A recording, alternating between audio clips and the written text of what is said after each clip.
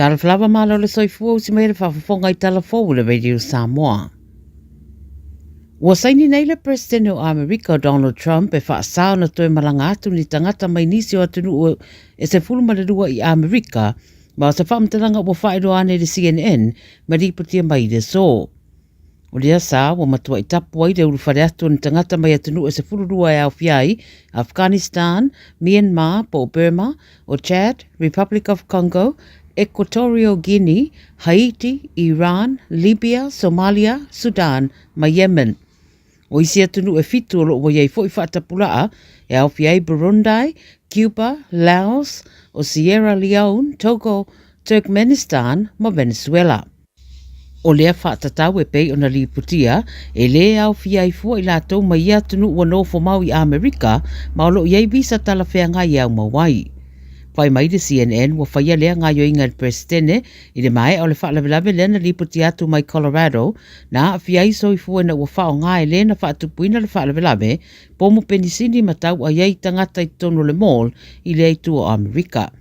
Lo whaataria nei nisi tūranga whao popo I le mataupule nei e peona whaeroa mai Amerika ma le sā ua whaia le li presidente whai mai le ripoti ua whaia ia ngā yoinga o na o lamatianga tau le puinga. Walapatai Trump wa mai a whaelo atu el taitai o Lucia I a teia Vladimir Putin o le ato e tali ane lo nātunu ui reos wha inga tele Ukraine sa whai atu I le vasanei I no fuanga o airbase a Lucia. Wa whaia ia whamtaranga Trump I le mai o le lātala noanga le telefoni ma le taitai o Lucia wa ia whaadia manino ane ai le tūlanga e ui ere I whaamani ane sui o le tunu o Lucia na ofisiringi le BBC.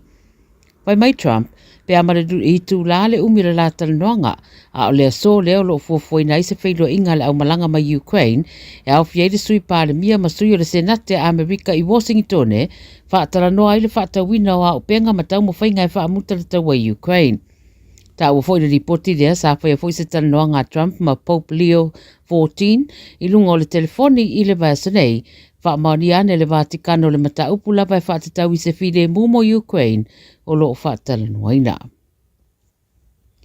I Gaza, wa whaawau peona iei I se tūlanga wha le tonu Gaza peona whaamania mai, e le whaolurunga komiti whawa malo ar koruse mumu I le BBC.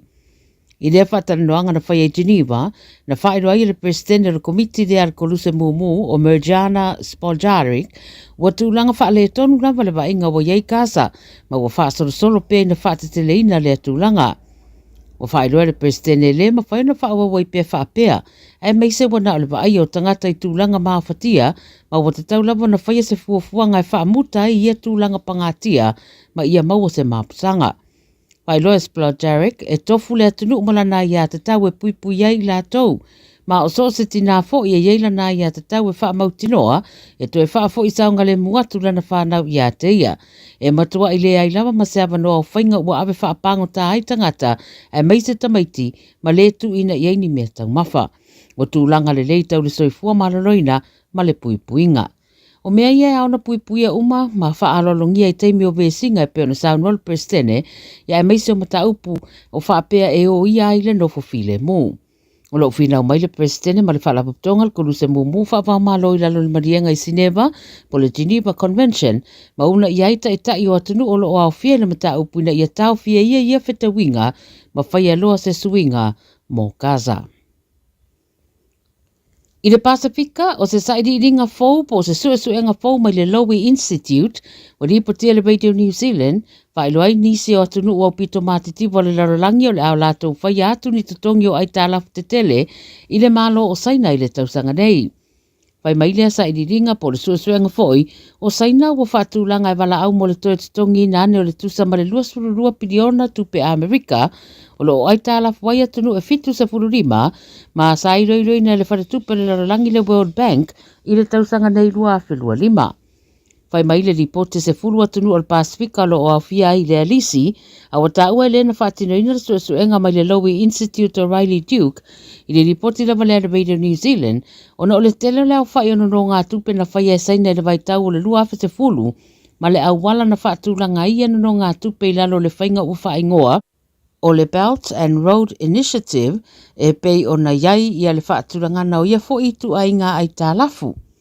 Ta ua fo i lai le ripoti o tangata e tau fefefe I mea nei o ai tā lafu peitai a whai se no ngā tupe whatupe ai se polo kete le lei mo le tupo le tamau a inga ma se atunu fo I le Pasifika no wingo se no ngā tupe le lei lea ma se ai tā lafu le lei fo e mawhai no toi totongi e ia lava ia le ai tā lafu. O Tonga, Samoa ma Vanuatu isi atunu o le Pasifika o lo whamawina no ngā tupe sa whaia mai ia saina.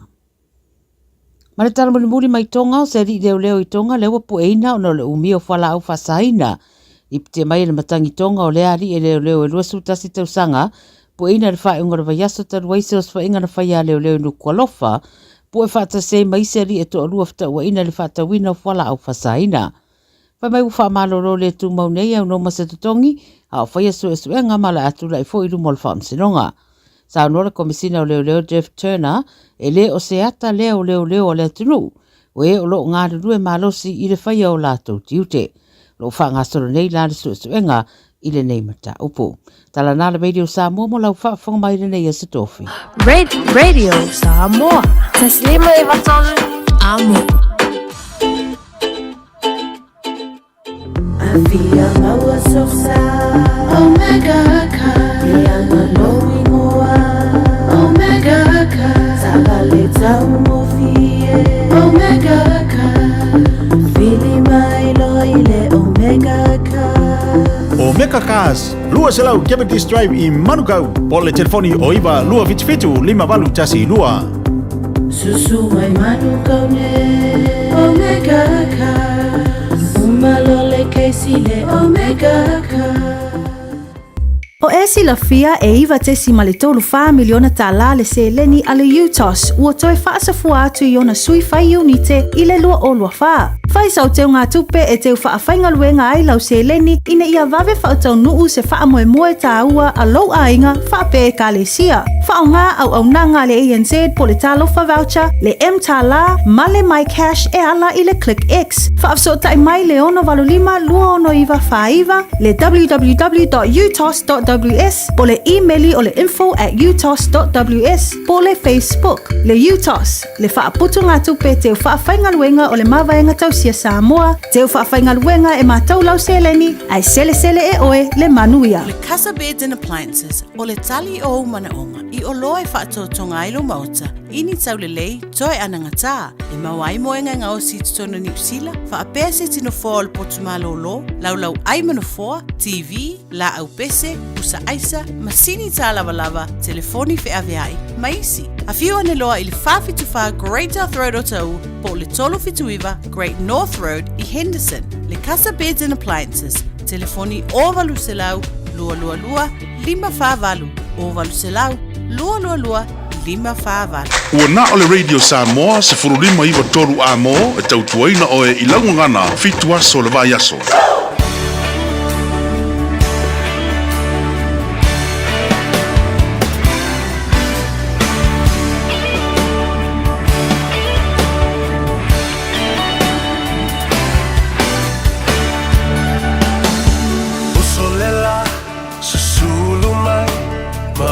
Mana tuai La Samoa le nugu te nofo ai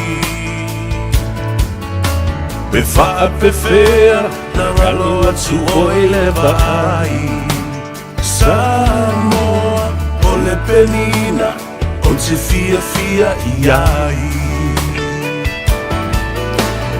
O solela susulu mai mana tuai La Samoa le nuku o te nofo ai Pe wha pe fea na ngalo atu oi le vai Samoa o le penina o te fia iai Angi mai se matangi Se momoli atu ai Alo fai La Samoa matalasi Pesa mai Se momoli atu ai Alo fai La Samoa atalasi. E ale na tātou te amata i le tala le tusi. Ai se ua fia i nā pese ia. Ai angi mai a se batangi se momori atu ai ngei alofa i a te oe. Samoa le atu nu pele i le atu lau po fea lava o loo e whaafonga vai ai. Ma e te whao ane ai, ma e sa vali ane ai, ma e kifa solo ane ai. Whatalofa i a te oe ma le nganga fia ane nei aso. I le nei vai aso atoma tasi le melanga o ke fia te miuma a atoma le po e fia. E le mātanga o fia o mea ua whaia e le atua. Mo oe maa uma i tātou uma. Ma me whaia sa kangi mo isi a ori i e karikongu i a sa kangi, ma kau muri a sa kangi. Ia, ma lole soifua muruia ma le langi ma tafi. Ma moe lo o maa walunga le lofa ma le anga le lei o le atua i a te oe. Malutia fo i ma pui lo soifua. Feta loloa i o le atu nuu, ia ma whaatafa, i le atua ia ni au vale, ma wha moe fo i le peau langa vale. I lo tau soifua ngalue, le soifua tau tua, le soifua au auna, ma le soifua tapuai. Whaftai le tua sa ofa la le lei, wa e tai mai le malosi o le au nei, ia whapena fo i lo wanga le lei i le tapua inga mamalu o le atu nuu, le ua mātu toi whei loai, lumo le nuu e le o tua o le nuu, lau lua fesila whai fo i pu e o manu, ai le o pu e o mala. E upu masani o le atu nuu, a whei loai a tautai i le ngatai o le vasa, ma le ngatai fale, ia ona wha pipi i la ia lea o vaa, ia e wha tālofa i le foe, ia ai a olo o se ui whanua. Ia ona whailoa i lea vatuli ma le awa whata ma le awa whaaloalo e tawai. Ia e pi i whapena se manatu le nei a fia le aso tofi. Ua tā walunga i ai tiu te mawhaiwa lo filima o le atunu o mga ngaifo ai o tau whaiwa. O whaiwa le ngātai whale o whaiwa i le mate tea whapea fo i whaiwa e whaia le tua sivi. Ia ma le tua vau. Ma lo le pale, ma lo fo i le onasai, ma lo fo lau, ma lo le lava whātoa toa i le tele o lu i tau tātou te wheloai. Tele mea mānei a tātou talanoa, iai, o fo i se update, e le whaamisinonga o le se lautausanga, le whai samu. Ta wawa ai atu i le mautonu ma le mea o lo ua tūra i mai. Like I said before, ladies and gentlemen, it's not looking good for the police and the prosecution. Ia wala le na fa so ia ko ke mori mau pe pelo mo ko fa fau ngi mau be ma ngi mau ngasu le ala fa fau ngi la au e la man o le la a makang kau i uma ila ulena assessment, my own personal evaluation, analysis, observation, le tilo ma le whaalongo, e te loa wa matanga tetanga mū tangata, wa whewhewhe. Le nei atanga te tō tasi tō te uwhiwhia ma le tēne o le mau ngasu, o lea a tau mātu ai le tō tele. Yeah, soon we'll delve into that and you make your own mind up. Pa umatu la analysis mala falongo ia fa pena foi reliable sources o mai a masel tatu au fasel lau o yai e pe o yai e le fionga lilo maiava mai de mai ia fa pe foi ia le fionga la loli ngal mo le mana tu mo vao autanga vai tipi autanga vai ia ai fa o le fa talo fa tawalunga toi foi ia tatu tala ia vai fa dua talo le Pasifika tala mai Australia, ia maisi atunu o le lalolangi. Ia ono o le undanga a le tamaita ia Miriama Pomare. Le aso tofi o le whatawhiti o tiu te mawhaiva o le reiwa yasu tawalunga i le aso a tae o la ia le maboe malolo a ka koe usu mai foi e palu le kako awa le kango awa le astona. Atalofa ma whaatulou i po ia mamalu le malo. Tapo inga fo i lau fionga le konsula wao le tato malo Samoa, lau fionga His Excellency ia a fe mata palusalue le malu a whaapo le lua ia ma le whalitua ia le au pepe ia maise ia le au whainga luenga o i lātou o loo tautuaina i le ngate le komisino fe whaataua inga le fionga ia vatu tu ia pete ia e maise au tau umalava o tamali ia ma whale upolu e maise fo i tinama te maitai whale tua matausi o loo tau awanga limaina le ofisa o le fionga le konsula a wale tautua i a Samoa. Whapena foi, i la lo le lau mua i Wellingtone, whaafonga tāpua i mai ai waile teitei bisi. I le fionga i le hai komisi i mawalunga le tātua tunu. Le fionga le whaasino i ato le foa, afa masanga a whaamatala. Ia, ole na. E whaalonga mai maata ma soi ia le fionga i ato le foa. Ia tātou por kalame o veo bea tātou. Tātou te shoot straight up on nuts. Ia tātou amata tuai fo i whapena. Ai, whatalo fai fo i ma whāturo i pa ia ma malu sautua whawhawha o lea tunu. O umana tofi. O uma fo i na aise.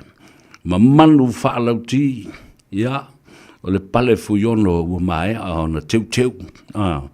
Ma pou i pule. Ia, le la. Ata lolo, i le usonga i atu muma pule.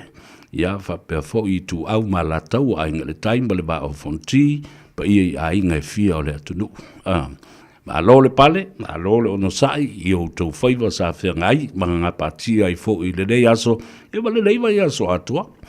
Le o whaatawhiti tāwalunga i le aso atai au. Ia, matua lava le tuu i ate o tau, le au whainga luenga tatofi a le tua. E le ngata i whaife au fau, manai o lātou whale tua, au le lei ma le talavou. Ia, e moise fo i o tau le vasenga. O nai, to ina malo manu malo, ia matina ngā luenga. Malo, mapu mai i whalenga nei. Ia, se i whaisina mapuea. Ia, ae se i whai atu le tau tua. A le whanau, ma le nuu, ia ma le tu malo i ate o tau. Malo ngā lue, malo fo i le onu sa i le ngā lue ngā le atua sa u tau ta se ai. I nu ese, mau tau mau matangata ese. We nanga le le ia i lato i ate o tau, ba e na whai fo i o tau mo lato fili whape o ma mea ai ngā ave le whaife au. O ma kupe malofa ngā ave le whaife au. Uma mea lelei, uma ana awe le whaife au, wha malolo, wha fia le whaife au, malu yana malolonga, mana ta whaonga, ma vei kai se lau. We vai i mea, e lafo bea i le vai ona toe wheaula ia le ai tangata nei. Ai whatalo whai atu. Alanga o tau tala sao lava, because it hits home. That's reality wingo tātu tangata, wingo tāpua i o tangata. Yeah, e se ale mea lai anga i ai. Ia e se fo i anatu mea lai fai. Talo fai le au fai ngaluenga. Ma lo. Mapu mai. Au pu masani na o lo amai le tusi. Le au na le ie ma le fa maoni. E na ulu fa le mai i le fia o lo wali. Au i la tau. Ua tau muri a satani. I na o tuia. Ma au tau o mai. Tātou o patasi mo outou na tu lei leo o outou ila lo o le mea o lo ia ile tau whaitangi a we ma le lili vau ni fo. Ia whatalo whai lau whai ngā luenga ma lo talo lo fo ile ona sai le ngā luenga le tua. Ia, ai le ma whai lava o nā lulua ai awhia tu fo. Ma o tamalau lo ia i o tātou tamam tina matua asin sino le tudou. Pata lofa, mau fo lofa, ia ma whaafeiloa i a te oele to matua, ma le tina matua. Alo mai mo mai matapua i mai mauta malawa, whale o tangata matutua, mauta ngase. Ia po whea lava, o le tafo le lalulangi, au whea le tunu o lo maua mai ai. Ia whatalo whatu lau tua o ona le nei masani, le a tau o savea le ulua i ali i pesta ta malangi muritalo so alo. Te wha o maku ingo risi whaanga lo maku ainga pia umarkako por kalame. Ia, Patalofa whapitoa, ina i o somua nai o tua whawhide lunga le apio fōringa vai. Press the like button, alofa ia te au, press the like button, share the program, subscribe to the program, and press the bell so that you will never miss an episode and notifications for le wai. Over the tato utali ai o sa vale momoli atu, e matua onga.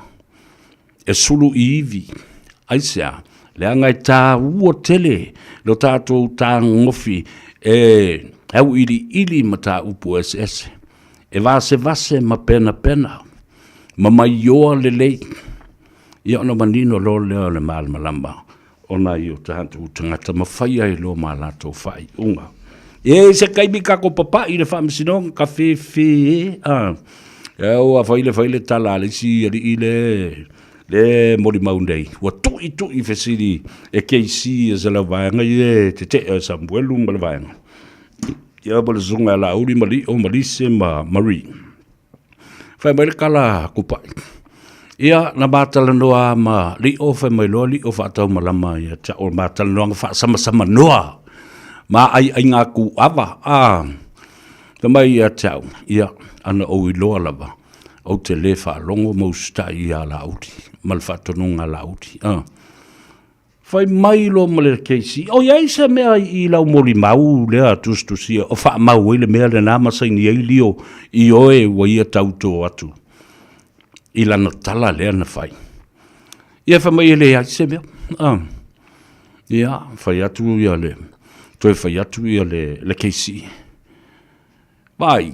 Tala noa mai i lau mori mau tustusia. Whaafafonga mai loa iai male. Whaamasino.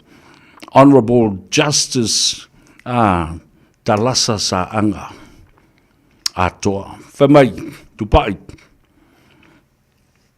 Tala noi le mea le tustusi. O ia se mau whapena o whamauina wa i oi atu whapena i o le sunga i ali o whatau malama. Whamai le ai o le maua tala noang. Ia le ai tatia lai atu ulai.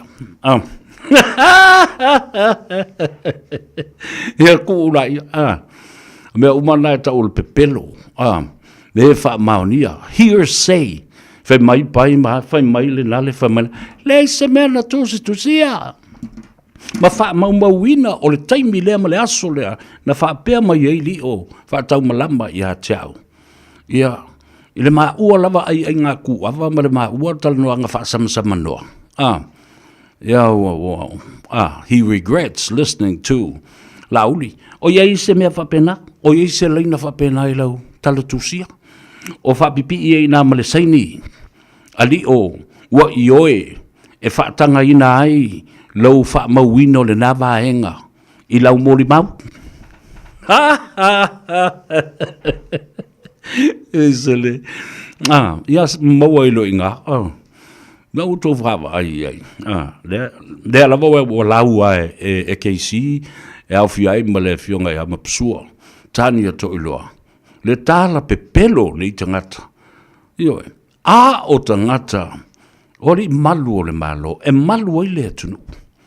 Ioe. Lea wa iua ina le malu. Ia le malu, o to sisila i le mea na whai nei. Isi tamai ta i la le lei o Marie. The young, beautiful Marie. Awa i tai, walisi mele nā leo te whatua nei. E o lava e le suenga. Mana tua foi. Lea o whaita tala mua atu le mata upulea. Wa lea, o i povi, o le tupe. O tō whaafonga, o i le whana. Lea ala, o fo i le telefoni. Ale mea leo te tau tuli atua. Le search warrant po lena whai lea solima o me. Pālonga le i ele mata upula. Ona ua la vea i le tāwale. O le tāwale afi lea na la vea i tu auma umailo na soifua. Na lai o na le tu inatu le CIB, Criminal Investigation Bureau, ai tu inatu i le vasenga pole unite o tāwale afi. O le ale mea tau na whai. E ta tau la o na au mai se li poti o le ta vale afi na tupu ai le whana vilave. A umana mai se lipoti o le ta'awale afi le na tupu o le whalavela. Le olo wha mau le telefonia Sam, le na sola ma le listangata, le na ave ma le toi wha fo mai. Ai i le search warrant na sa tatau o na su e ma ta'awale malawa e lalo le ngoa o le whaipule o whale atatolu. Tatau na o mai e la ina, masa lipoti o le ta'awale afi lea o lo masalumia. Le ai masa mea o tō whawhalonga o tu iai. Umana mai lipoti le na.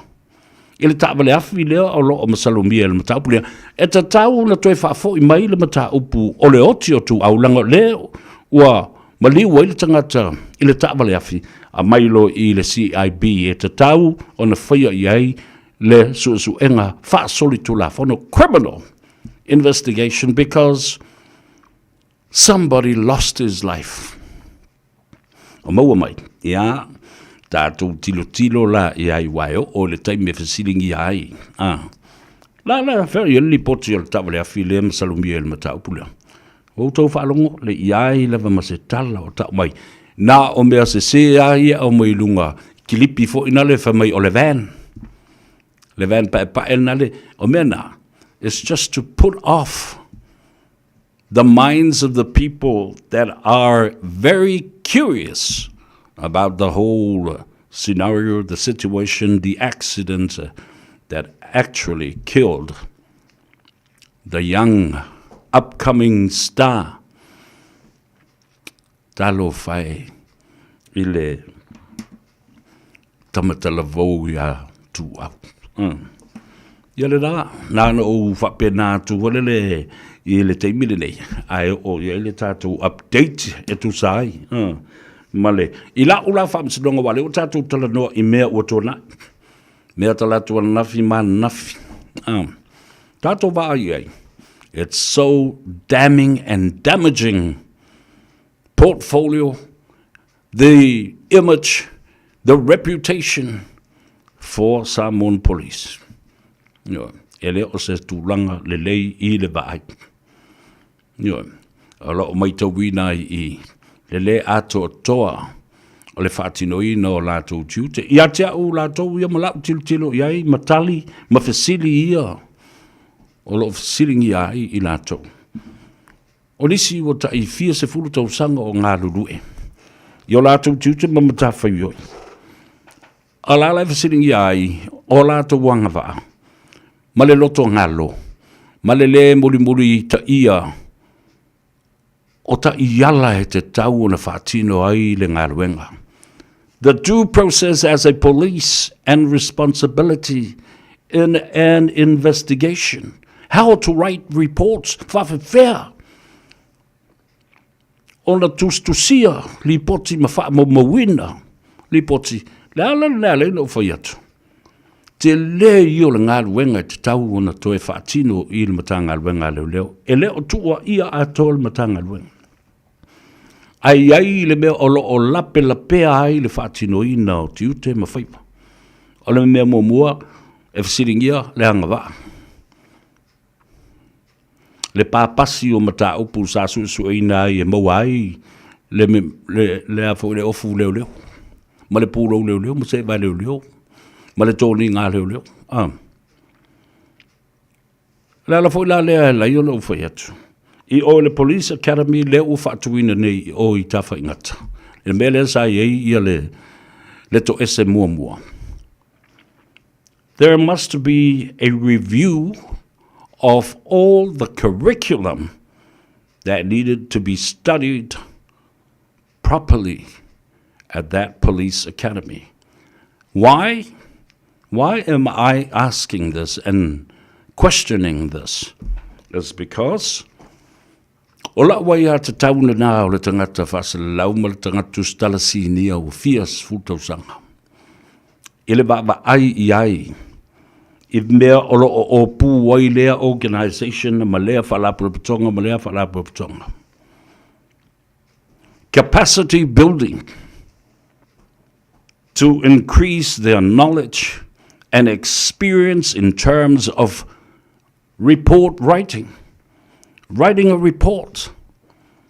Se ripoti tustusia. Whapena fo i se li poti tō whafonga. A verbal report. A written report. O a mea te tau o na whaawasenga iai. Le autu o le suesuenga. O vaenga nā ngā i e le suesuenga. What are the methodology? What are the tools that needed? O a mea whaingaruenga. What is the due process o le tūsia? O se li poti masona wha maumaunga o se mata upu. Ona o se suesuenga wha apitoa. Lea watangia ma wavala mai lumo me nei ua tūlai mai. Yeah. Wai pea i tele na tanu i tua lea mata upu ma lea mata upu. Sa wale tal le lava muri mau. Le ato muri mau, le lava muri mau. Le se wha mauninga. Lea la ua maua taitai a lava i. I susuenga ne mai o te wha awhetai i lea tua. Wao ngā mea tutupu. Lai whaafonga mai i la tōro o whaia a oa onga whaapitoa i te tonu o le matanga ruanga mana kolisi leo.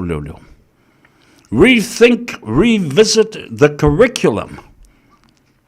Itemize uma vaenga ese o le mataupu. And then, please, ladies and gentlemen, and those, the instructors, the tutorials, the lecturers at the police academy. Toi whao popo i ai, male ingilisi e te tau na toi a o uina. Let English be part of that curriculum again. And writing styles and methods of writing. And keeping reports. Awe si te eite le tala leo te watua.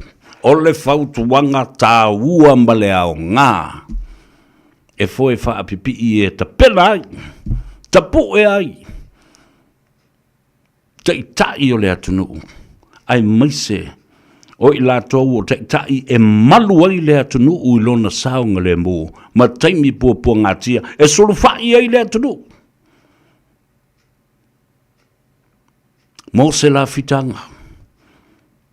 Ele o se la fitanga la e whaalafi ai le mea mori ma le mea whaamaoni ma le abiotonu. Ai o le malua papa. Lena, lena. Le taulangi lena. O tau o le malu. O le papa e mausali e malu ai. Ma pui ai le saunga le mō ma le sao le tonga o le atunu. Ele ai seisi e sii, ai wha savali seisi, pe wha tātai le ala. Ele iso uso, ele iso tua whawhine, ele iso tamā, ele iso tina, ai ole whaafita o li sili le nao na te le o lo iei nei. O lea, the conflict of interest because of our connections and family ties. O tātou so tanga whale ainga. O mafua mai ia. Wa fa bua la so tanga fale ai nga so tanga o masalinga. Male ma losi oni whainga fa ala tua. O autou le popole ai. Ma o autou tuu au lafo. Ma lafoa i ai la autou tautonga.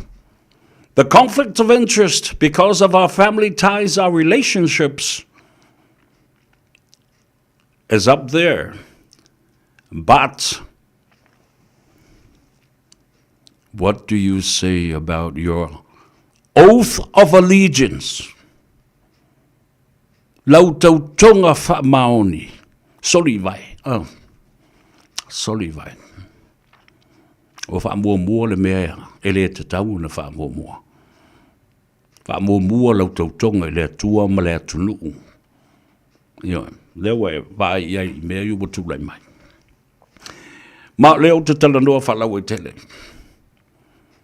I'm speaking in general public. Ina ia mawhai o na iai se ao ngā. A whai leo ngai leo, ao ngā ia i la tau ia ngā lua isi matanga luenga. Ale malo. Awa umano papa I fo le mata upule na na fea ngai ma le atu nuu. I le malo fau ina ua whaato ata nuu mai. Awa fo fast fulu tausanga. O tai tai tu le epa ma pulea le HRPP. O isi au ngā tupulanga o malava. Mai le fast food tausanga na se i o ma le temi nei. I le ai ma sisi na te iloa sisi tai tai tu atu. Na au tofi lau amatu le epa ma le HRPP. Lala na le na sauno ai I a fia me. O se lu I tau sili lea o na whaingata na whea ngai ma le malo fau ina o tau nu I tonu. Wa mutia ma ua pipi I mauaa o le pulenga tu le epa ma le HRPP. I loto ma nganga o tangata whaingaluenga. Wa le mawhai ai. O na usitai tangata whaingaluenga. E o lava I whaurulunga o matangaluenga I le malo fau. The stability that was created by Tuila Epa in 40 years is a long time. No other generation had any knowledge of any other prior leadership or prior government until the fast came in.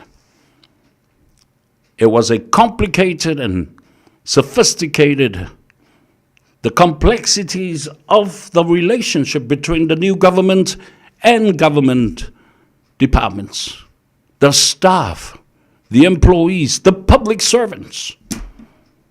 Ile se tala se se leo te watu, nei langa leo na sauno iai ia le tamaita I paramia. Nei masesi usus ta il malo fo le fatu tu le tu sama utas.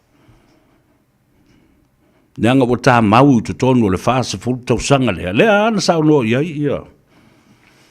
Ia le tamaita I paramia. Se I malea a ea. Talo whai. Whai mai Erlin corrupt koe le loka I ala ia le murmurika. E sao le. Those conflicts of interest is because of our family ties creates corruption. Yeah. Ele se se. Me avito. But yes, I agree. Yeah. Oh, Noema. Faleva ai. Will yando talava. So yuli balole so from Dria. Ya pola sunga foi ba ilo. O Augusta 25. Talava balole so from Dria. So to fino Evelini Josefa. To lolo opetaya lolo to mui. Watching you from Melbourne, Leato Zavia. O Fatamanu, Eneteria Lupe o Manu. Ia, sare lea. Alisi mele nai tauna o iai. O le mele tu lai mai nei. Mai o lau fo I le nā fautuanga. Ina ia loto te tele uma o tau ia mori mau. Loto te tele uma. Ere ngata o mori mau o leo au mori mau fo ia le tū o lo te te. Ina ia. O wane I mafau fau se tangata e fai se mea e le pule ai. Io, langa leo vevela lef, le mea. O mea fa penei.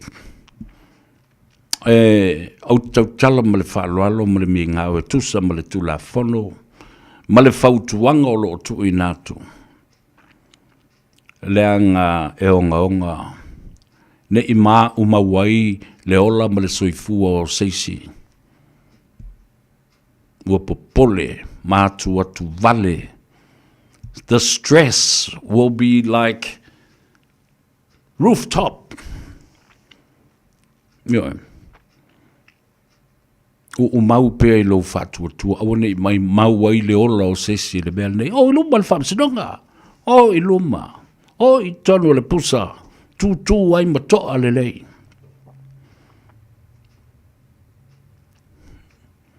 Nyoe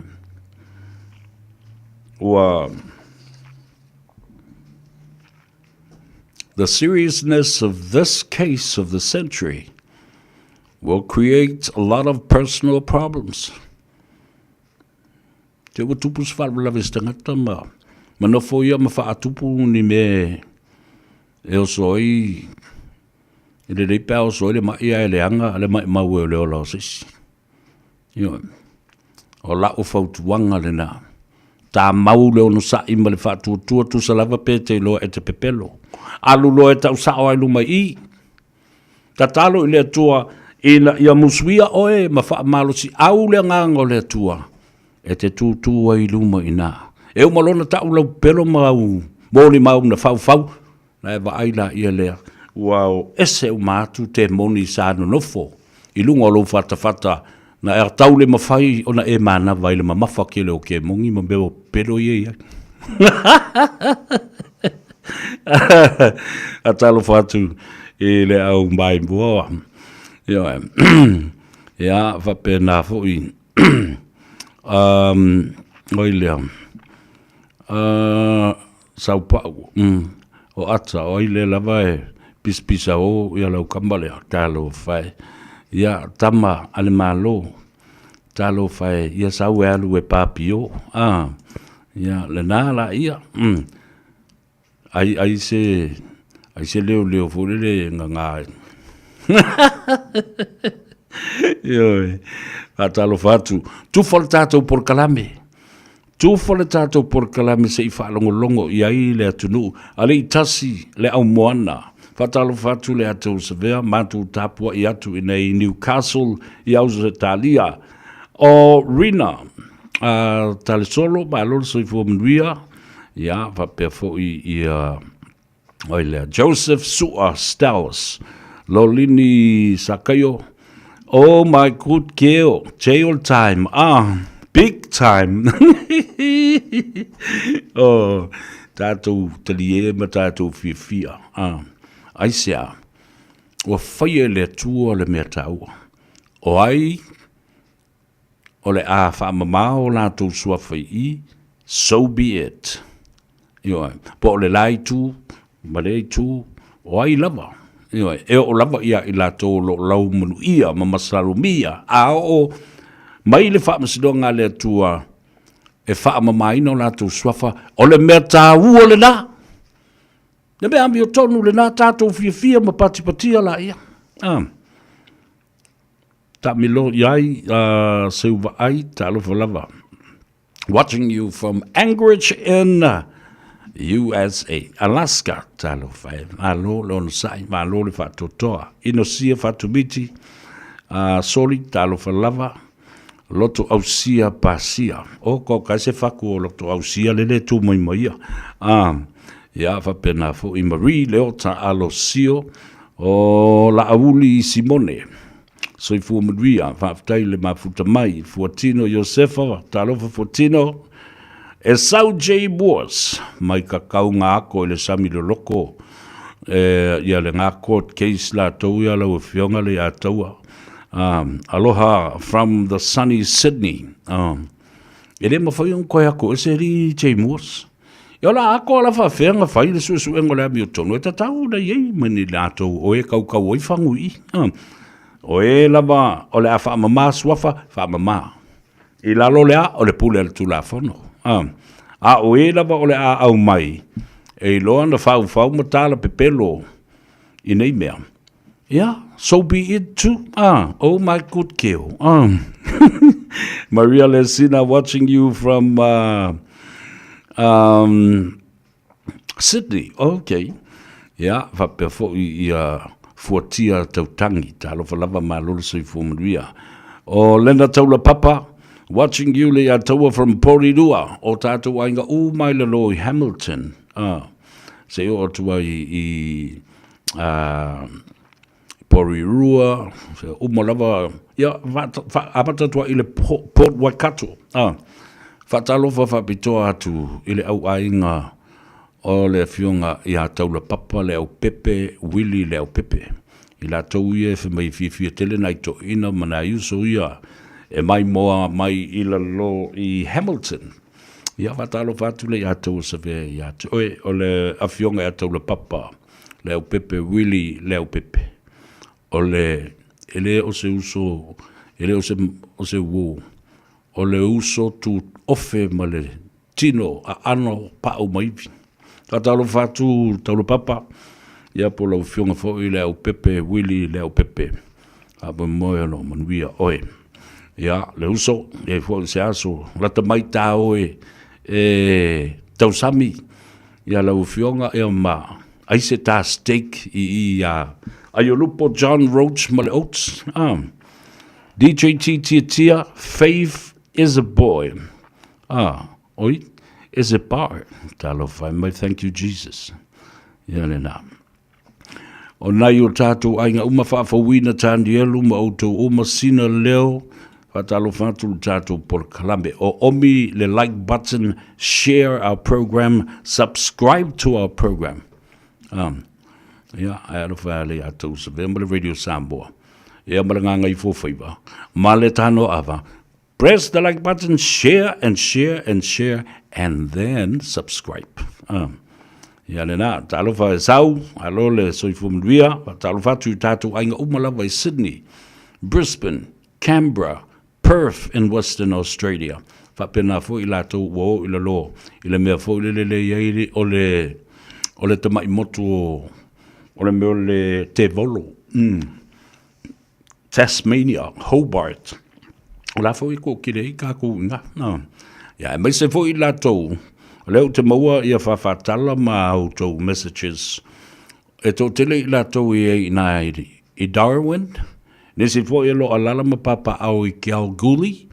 Ia ma meo vaenga e eli ele maina ma le minerale. Ma le aulu. Bruce Singer, talo love mai pātonu William Leo Pepe talo fa. E whatu au malea lo talo fatu. I lo uso ia tau le papa Leo Pepe, William Leo Pepe. O loto au sia pasia, ino sia fatubiti. Mei avito o oile ta vita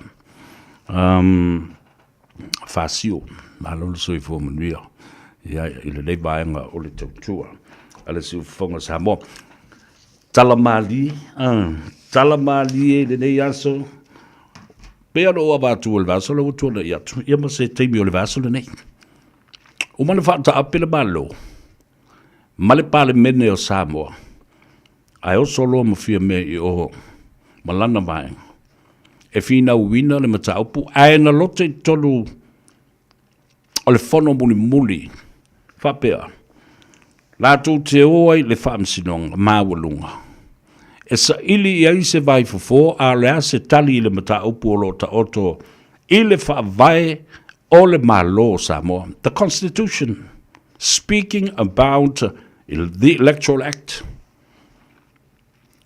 o le tulafono whawai o whainga panota. Ma whainga whilwhilinga. O lo ta oto mai ai le whawai. Electoral Act. La fo e toi wha au mai e le whaamsidonga. A whaata ape le whainga malo. E na o le tolu lava masina. E ta pena ai. Ia le whainga panota lau tele le tunu. A o le mea na sauai. A o ta pena le whainga panota e tolu masina. E ta pena e le whainga panota. A e ono masina e tu I nātu. E sui tau wā. E whai ai le lātou registration po le lātou le stala. Ma whai ai le lātou mea ta o le declaration po o le tau tinonga. Ua wha ma vai mai se ngā ruenga le malo. A si sila la I le tolu le nā olo au mai le wha vai.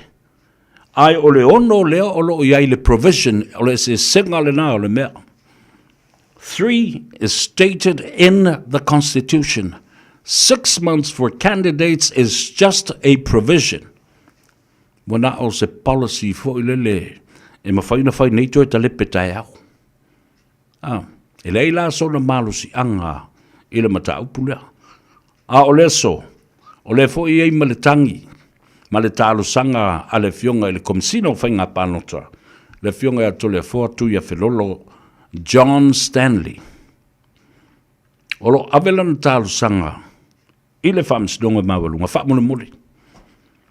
e mana o mia se taimi. Mai o le au whaingo le taimi e ono vai aso. Tasi le masina ma vai aso e lua. O ana lei le tae au. Le watu nei ana au mai ei le whai unga le whamsinonga. Ma o te whawhatai fwoi le tūtino le whamsinonga. I whamasino si nia e awhi ai male whamasino sili. Lea e to tolu na whamalu malu le whai unga nei le tae au. Wa vave au mai I ruma le mata upu ina ia lotea. Lotea le mata upu lea. That is the reason why I'm so grateful for these 3 senior Chief Justice Satu Simativa Perese, Senior Justice Vui Clarence Nelson, and Senior Justice Honorable Leutele Niava Matatuatangaloa. The 3 most experienced senior justices, including the Chief Justice, brought the matter forward and dealt with it under urgency.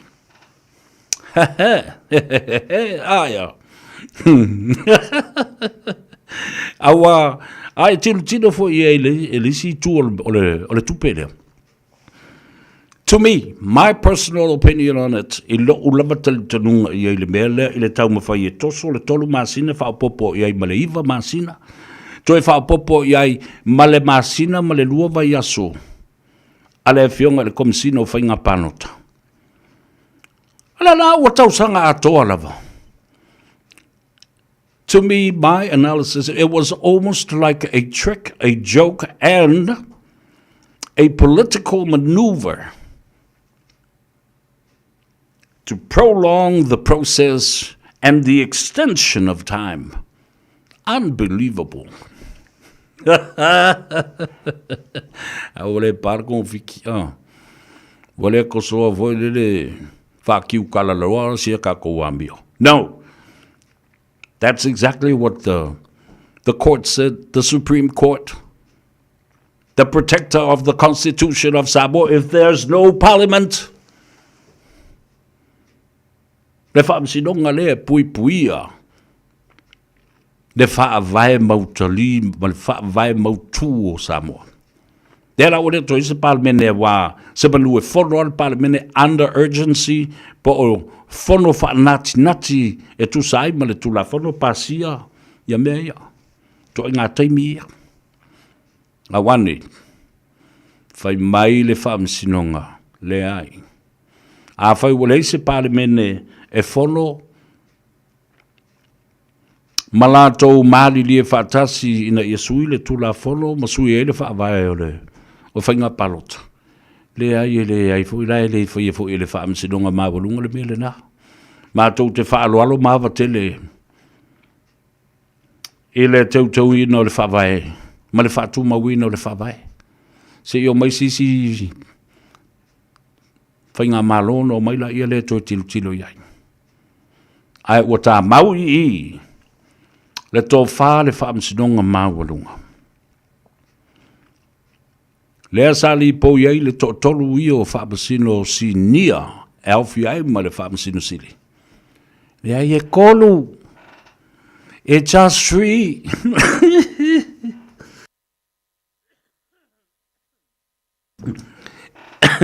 E ngā le kolu mangki ma le kolu manguiti a ea.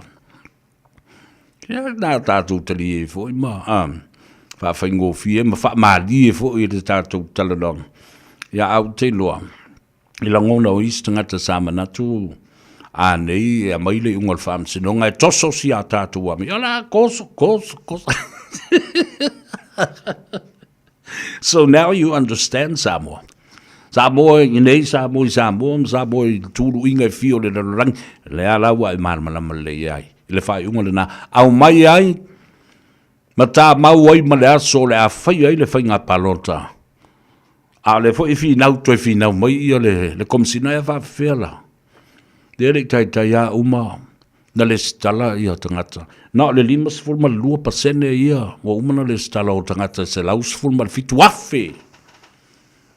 Ala kala whamsino, molea, tulau ato le fua, langa le panga tō tino le fua e tau ia le whionga atu e Flolo John Stanley. Whaalongo mani mele, whainga tuai le whamsino ngā maurunga, le whamsino o le unga le ua matu nei. Malia le o whionga le kumsina. This is it. This is the time frame. 3 months. 3 monkey collars.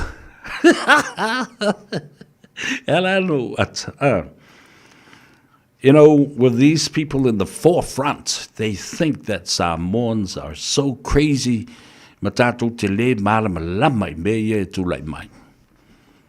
we are on the outside looking in, deep and widely, open. It's an open forum. Tātou tilo wa tātou malamalama I le tula whono whawai. Tātou malamalama I mata upu lea lo te I tono le mauta whono ma le pare mene ai maise o tula whono whaatonu tonu. E whasosoani e teu ai ia le tula whono whawai. Po se tula whono au tū. E eila ia leo nātou tula whono ia tāua provisions. Ma au lape e ma whai o na whasosoani e teu ma whai mata I ala. E whaatonu wholau ai le tula whono au tū. The principal law or rule or status or a piece of legislation. Tula whono whaavai o umana pasia.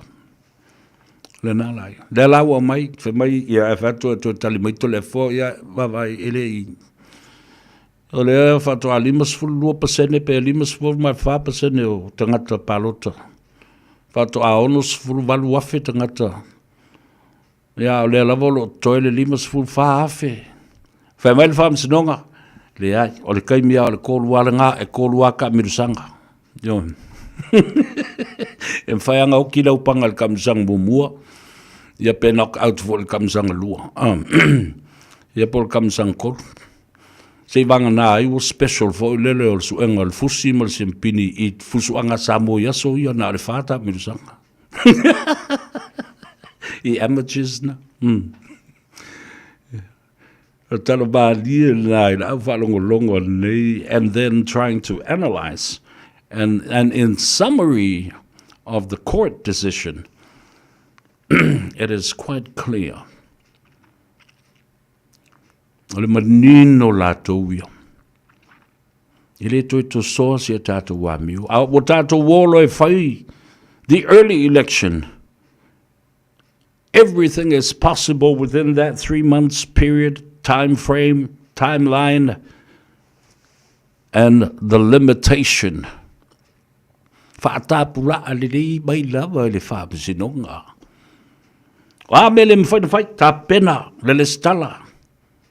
Whaatumu le lola nale.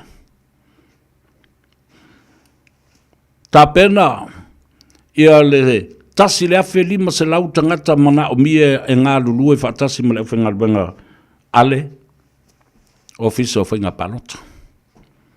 E umai tu tolu masina na ua su e mai ta vale se lau rental cars whea vea i eile au whainga luenga i atu mua ma pule. E umai tu tolu masina le na ua maua ua umana whau ia pusa lau papa e afe pe afe lua se lau e whai ai matu i ai tonu palota ia malutia. E umale tolu masina le na wa umana wha sotai ma wha ipo ma wha whelo ai ma wha whalo funny systems. You know, systems e wha ngai rungo computer, gadget, internet, mea umala.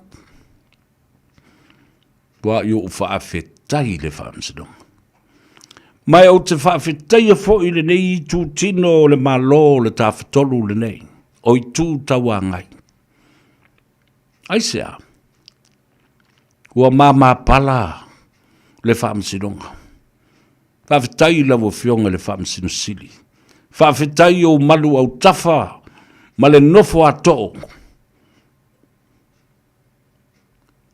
O li mata mai tai to tō le whamsinonga Samoa. I must say lava le whamsinonga nei of criminal, the Supreme Court, the Court of Appeal. Ta tia fo'i whapenao na matua talo whai i le whamsinonga fo'i o whanua masuafa le to toa fo'i o nei tamali mai la tō o lo. Whea ngai asa oma. Aisea, talo whai le ngā luenga ma le tau tua o lo whai. I le tū tino le whamsinonga. I lo lato loto te tele la amata mai ale nei whātau sanga o le nei paia inga ma le malo o fau. O feto ai ma whamsinonga o mai i le aso ma le tau nei la le lava e pingi asi au.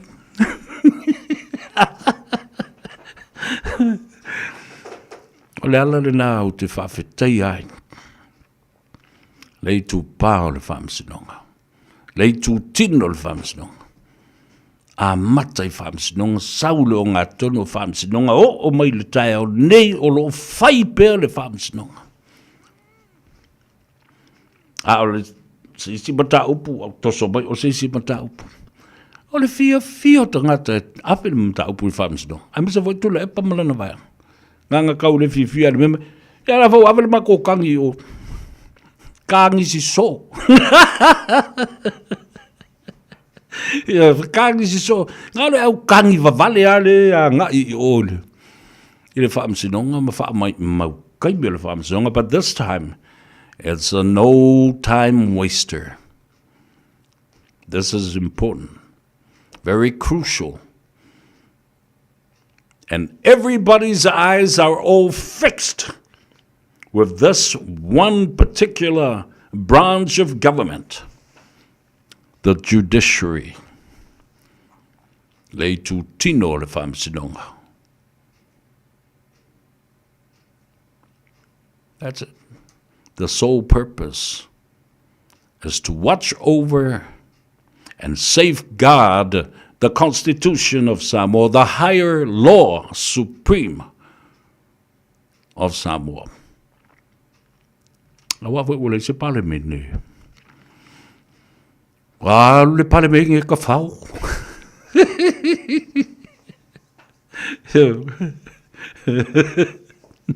Wa pale pomu le parliament ka pelo.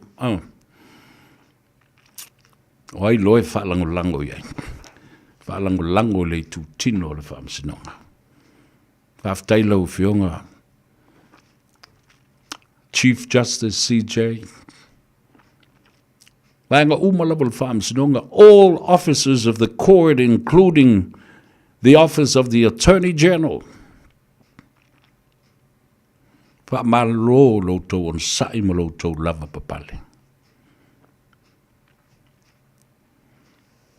Ma le puipuinga o le whaavai o Samoa. A wao, o lo tau tiu te lea. Judiciary. Safeguarding the principles of the Constitution of Samoa. Interpretation of the pieces of legislation created by Parliament. The interpretation whaawingaina ma le whaamatalaina. Develop the law. Atinae matapoe le tulafono.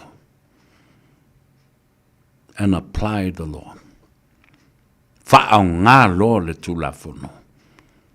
Ilona whaawingaina, malona whaatulangaina. Malona atina eina. E wha malusia ele tulafon. Ya, le fo lau toi a mai lunga le upula. Tangata uma e ola I le tulafon o whawai. The rule of law. O le wha malu malunga o le tulafon o whawai. O le malu a papa le nā. E malu ai so se tangata Samoa. Au le asau tilo masau wa ai I mea ia sa Fetongi a i nei wha soi o tua oi. Ma whatoso a i wha pautolo aloi. Toso a koso mai koso a. Pera koso ngā kāwale solwhangua le me lene whai. E matautia. Every single day there is a court case running, not even in the criminal court, but also in the lands and title court. Family court, youth court, drugs, and abuse of alcohol and substances court. We'll tell you, ia tātou whamsidonga lawa ia yo. E le malolo. Alanga le malolo. A wafo ia sori, onwenga le kele le mer sori kulafong. E le ngakala le sori kulafongo. O le ava I whamsidonga o sori ngā tulafono. And even civil court. Civil litigation. Civil court. Whamsidonga o mata upu whaletangata e le a awhia. I se whalepui o sesi po lea. Ai ia mau ai ia tau I fo I tūlanga tau tupe ona onisi fo I o sori ngā tūlafono. E rea awhia I le criminal justice po oni tūlafono sori ngā tūlafono e awhia I le soifua ma le saunga le mū ma le pui ngā o le tangata mai ni whaalabe lawe ono o mai le oti. Wha I la o le whaamisidonga le whaamisidonga fo whanua ma sua whalatou. E pingi whasolo ako. E le malolo. E le isi aso e whape mai ai. Whasisi latu le pa ia mawalunga le whafunga anga le atunu usa mo yono turu inga e fia. Ua whaia le nei whasisi langa ma le anganga whaaloalo e whaalawi loa ai le mamalu tele o le tātou atunu. O le atapunia le tātou whaamisidonga whanua msuafa. I le aso ngafua se I o I le aso tofi. Ona ua le aini mata upu e lotea.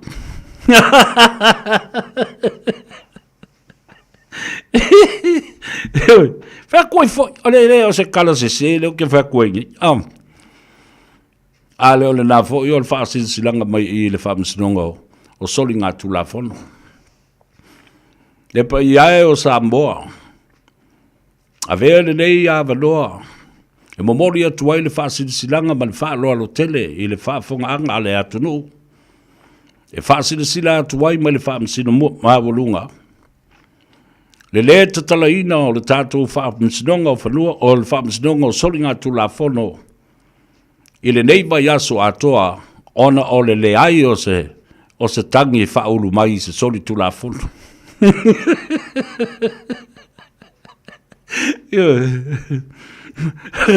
Ga o kangi e fafa I lungo isi kangi ma ele uma sole le mea ali loli ni saka yo ia va pe fo I sefo a Nicolau talo falava malo se fo mia Bruce senga malo ma ira wa maua kai ai ira wori ia sele ka ingo ya o ia kamalele olive pe oye e vile. I vom qua o va lo fa vale alu e kau yo ya fa kumo.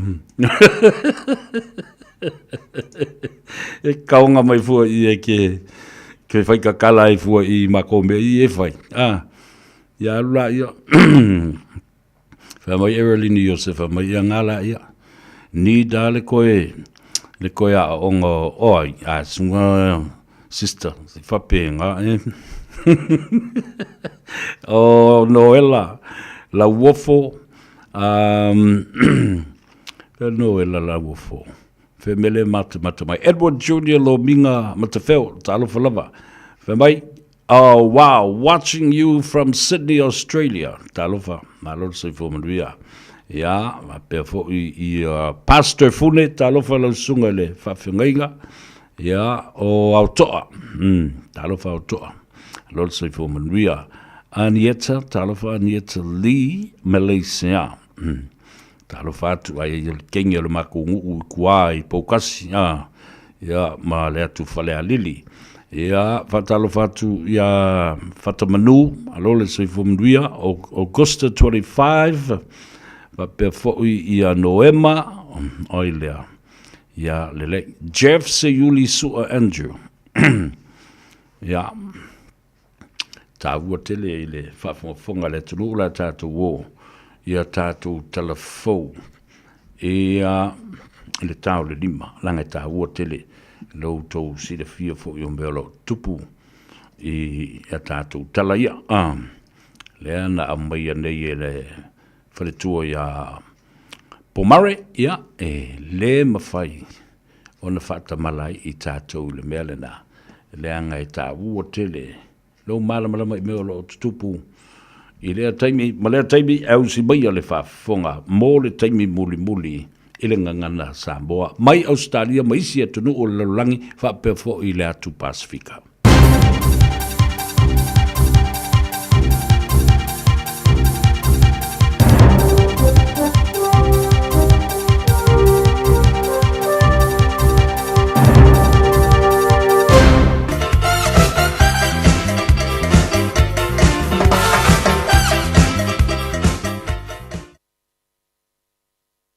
Tala flava malo le soifua usi mai le whawhafonga I talafou le Radio Samoa.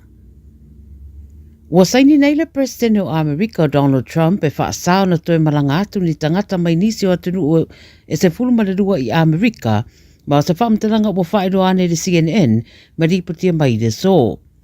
O lea sa ua matua I tapu ai le urufare atu ni tangata mai atunu e se fulurua e au fiai Afghanistan, Myanmar, po Burma, o Chad, Republic of Congo, Equatorial Guinea, Haiti, Iran, Libya, Somalia, Sudan, ma Yemen. O isi atunu e fitu o loo iei fo I whaatapulaa e au fiai Burundi, Cuba, Laos, o Sierra Leone, Togo, Turkmenistan, ma Venezuela. O lea whaatatau e pei o na liputia e le au fiai fua I lātou ma ia atunu ua nofo mau I Amerika ma o loo iei visa talawhea ngai au mawai. Whai mai de CNN wa whaia lea ngā yoinga le presidene I le mai au le whaalawelawe lea na liputi atu mai Colorado na whiai soi fuena ua whao ngā e lea na whaatupuina le whaalawelawe po mo penisini matau a iei tangata I tono le mall I le aitu o Amerika. Lo whaataria nei nisi tūranga whao popo I le mataupule nei e peona whaeroa mai Amerika ma le sā ua whaia le li presidene whai mai de ripoti ua whaia ia ngā yoinga o na o lamatianga tau le puipuinga. Wala patai Trump wa mai a whaelo atu e tai o Lucia I a teia Vladimir Putin o le ato e tali ane lo natunu I reos wha inga tele Ukraine sa whai atu I le vasanei I no fuanga o airbase a Lucia. Wa whaia ia whamtaranga e Trump I le mai o le latala noanga le telefoni ma le tai o Lucia wa ia whaadia manino ane ai le atulanga e ui ere I whaamani ane sui o le atunu o Lucia na ofisiningi e le BBC. Wai mai Trump pe amare du I tu la le umira la talanoanga a o le so leo lo fuafoi na se feilo inga le au malanga mai Ukraine e au fiei sui pale mia masui o le senate a Amerika I Washington fa talanoa I le fa tawina wa o penga matau mo fainga e fa amuta le tawa Ukraine. Ta ua foi le ripoti lea sa whaia foi se talanoanga Trump ma Pope Leo 14 I lunga o le telefoni I le vasanei fa maoni ane le Vatikano le mata upu lava e fa tatau I se fide mumo Ukraine o loo whaatalanoaina. I Gaza, wa whaawau peona iei I se tūlanga whaale tonu Gaza peona whaamania mai e le whaururunga komiti whaawamalo ar koruse mumu I le BBC. I le whaatalanoanga na whaia Geneva, na whaeroa I le presidente le komiti de ar koruse mumu o Mirjana Spoljaric, wa tūlanga whaale tonu lava le wainga wa iei Gaza, ma wa whaasorosoro pe na whaatateleina le tūlanga. O whaeroa le presidente le ma whaena whaawawai pe whaapea, e meise wana o le waai o tangata I tūlanga maawhatia, ma wa te tau lava na whaia se fuafuanga e whaamuta I ia tūlanga pangatia, ma ia maua se maapusanga. Whaeroa Spoljaric e tofu le atunu umalana ia te tau e puipui ai la tau, ma o so se tina fo ia yeila na ia te tau e whaamautinoa, e to e whaafo I saunga le muatu lana whanau ia te ia. E matua I le ai lava ma se avanoa o whainga ua ave whaapango tā ai tangata, e meise tamaiti, ma le tu ina iei ni mea tau mawha. O tūlanga le lei tau le soifua maloroina, ma le puipuinga. O mea ia aona puipuia uma ma whaalolongia I teimi o vesinga e peona saunol prestene ia e meise o mataupu o whaapea e o ia I le nofo file mu. O lo fina o maile prestene ma le whaalapaputonga le kolu se mumu whaapamalo I lalo le marienga I Sineva po le Geneva Convention ma una ia ita ita I o atunu o lo o au fia le mataupu ina ia tau fia ia whetawinga ma whaia loa se suinga mo Gaza. I le Pasifika, o se saidi ringa fau po se suenga fau mai le Lowy Institute, o li potia le Radio New Zealand, whailoai nisi o atunu o pito matitiwa le larolangi o le au lato whai atu ni tatongi o aitala te tele, I le malo o saina I le tausanga nei. Whai mai lea saidi ringa po le suenga foi, o saina o whatulanga e wala au mo le toe tatongi nane o le tusa ma le 2.2 piliona tupe Amerika, o lo aitala wai atunu e fitu sa fururima, ma sa iroiroi na le whatatupe le larolangi le World Bank I le tausanga nei 2.5. Whai mai le ripote se furu atunu o le Pasifika lo o awhia I le alisi, a wata ua le na whatinoina le suenga mai le Lowy Institute o Riley Duke, I le ripote la malea le Radio New Zealand, ona o le tele leo whai ono no ngā tupe na whai e saina le vaitau o le 2.5, ma le au wala na whatulanga I anu no ngā tupe I lalo le whainga u whai ngoa, o le Belt and Road Initiative e pei o na iai I le whaatulanga na o ia fo I tu ai ngā ai tā lafu. Ta ua fo I lai le ripoti o tangata e tau whewhewhe I mea nei o ai tā lafu peitai a whai e whai se no ngā tupe whatupe I se polo kete le lei mo le tupo le tamau a inga ma se atunu fo I le Pasifika no wingo se no ngā tupe le lei lea ma se ai tā lafu le lei fo e mawhai no toi totongi e ia lava ia le ai tā lafu.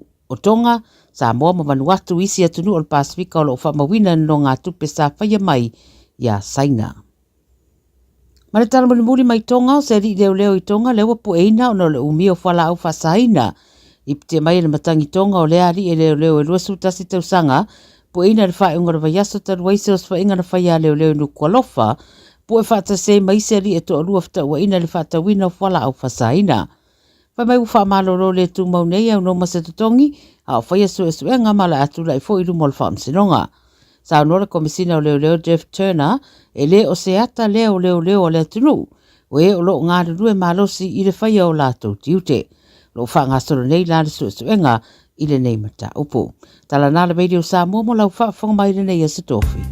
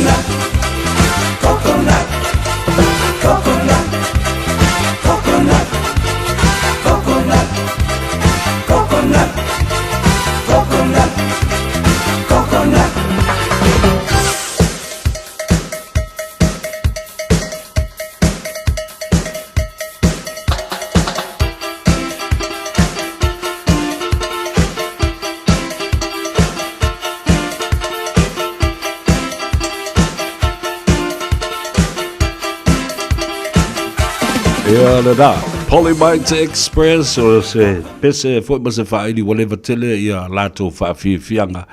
Ia le kokonati a ea. A leo ua taunu mai le sa o le tumaita ia Melissa. Whai fo I mawhonga ta moli o le pulenga ma le au whainga luenga le Henderson Cars. Whatalo whatu Melissa. Ma lo le soifu manuia whaftai mo le teimi o whaava noa mai. Ia, so fo Manuela o fionga, ia whaatalo whaatuli mamalo te tatoa tuni olo o whape nao na whaalongolongo mai le nei I tū la whaole a fiaki. Ia ole ale tue o sau tala I tato ta avale ia maua le matoiad awa o te taritono o sila fia umaitu ainga ta avale o maua le tatoiad. Ia o iele toto workshop papitoa. Poani pa to lau ta avale o whape nao na fia su o na tue whatotonga lau ta avale. Ia a fia mai ile mato wha ta avale Henderson Cars o iele mato workshop papitoa e o ngale a yeni pa to lau ta avale o fia su ina. Ia ona e asiasi mai le swa susi la vai tasi wa wha Cavendish Drive papatoe. A wale su ina pol sa ili ino o mea tōtino lau ta avale o whape na ona tue fia whale leia. Ia, malo, pāwhatai. So... Moise lava la le ta avale leo le Mahindra po le XUV. Ia, loro winga lawa e fo leisi vaenga, malesi au tau tua whao popola mo car parts accessories. Ia, sa lei. Ia, malo, pāwhatai. Ia, ole, iai nai tangata no mai bamau, mai isi... pitonu o New Zealand le nei vai aso? Ia, tele o le mato tangata o mai mamao o mai ai le fai ungal vai aso po le asfarele po le astonai. O na fuale vai tau viki eni o la fatu a foi ala tunga luenga. Pe ala o le astonai ava no ai lato. Ia, fai la singa tele fai numera le fele lei mai le astonai o me piki ku foi lato tavali. Mana ia tele. Ia, le fau tātou tū la lata I le whai ungo le vai aso. Ia, o le so, ta puri fau o tau le tau le ono. Ia, sa o le. No winga la, a iei tangata o lai whai ngā luenga, a o lo iei le nau ta inga e turi mai le taimi leo le mānawa o ngā luenga, e mwhai unau tau whaatali te isi. Ia, ele se me o iei natulanga, wae o le o tai au fo ile siaso, ai apa apeo wa mana o mia lava sifaso ani mea tau taavali. O lo iei fo amato le au whai ngaluenga lo whape naonga na ngalua I le ono le puta si le fiasi. E me whai ona au tuti mai le mato website. Pe wala au mai fo il mato numera masani o wale se lau fitastasi. Tātana no lea soa tai au, tau walunga I ngā luenga ai peite iane e tala fai o tau lea stona. Ia, sa lei. Ia lelei, ai a sisi vaenga wa pa u ia te au. Ia, sau noa iai au le au mail tā telefoni ia ma le tā tuatus. Ia o te masalo wale sisi meo te stoe wa o tai au fo ile siaso. Ia au... Ole a mana o mia lava se ta vale mo te minei ia ona siasi mai le ole mato tua tusi tasi wa fa Cavendish Drive papa toi pe fa so tai mai fo le mato upenga te fa ilangi po le mato website Henderson Cars fa so tai mai ai a fa apia fo yo ole te fia apalai o iai lava le link o provider kulunga le mato website it's apalai online mai ai ia fa apia fo I le to Facebook page o sao ia sa le.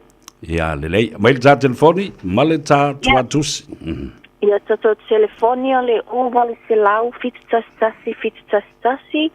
A le tato tuatusi o le tasi wa wha Cavendish Drive papa toi. Ia, whaftai tele lava mo le teimi o whaava no mai a Melissa. Ia il whaama boi e teimi fo I wheloa I pe a wheatu asi atu ia le tātou lotoa. Ia maluia tele lava ngā luenga nei a whiawhi o toe, maluia fo I masaong le bū le toe fo I atu I maota malawa. Ia, whaftai lava manuia le a whiawhi. Ia, whaasoi ia. Ia, le nā, o te maita I a Melissa ma le tātou ripoti vai e pūpū vawe a lai manino le lei. O le au ranga ma le tautu ala Henderson Cars, wala au te maita o Melissa I le telefoni, e le se tongi o waru salau, fitu tastasi, ia polo, wala au fo ia iese, kuri mai ska vale e wakuoi oi. E le tuatusi se lau wivas fu malfa Cavendish Drive, I Papa Toi, I Manukau. Fatalofa tu na I o usama tua whawhine ia o tātou paanga ia mai I tutuila manua. Watching you from American Samoa o mō ngaluali I tausanga talofa lava Jeff Sayuli ia fa pe fo ia tamaita ia fa lele a da watching you from American Samoa Senara tu yatua talofa lava o fa fo penny fa talofa tu ya Maria Newell alul se fu Maria o Nerissa Tupai talofa lava from Texas America was SP64 talofa lava malol so fu Maria fa salafa taufanga malo so fu Maria aftai le mafuta mai ya tufa le tatou polo kalame ina ia mawale avanoa e mawele aka male mara malama o fili mbele Tony Senona talofa malol so fu Maria uma fale Faliwai talofa lava o Paulo le atau le sa talofa watching you from Perth in Western Australia talofa wa kasida no fanga moku ese mai ai le tele o cities ma counties ia fa perfo ia o Perth e vai assim ma o Western Australia talofa tu Paulo le atau o fatamanu enteria a 4 file mu Samuelu.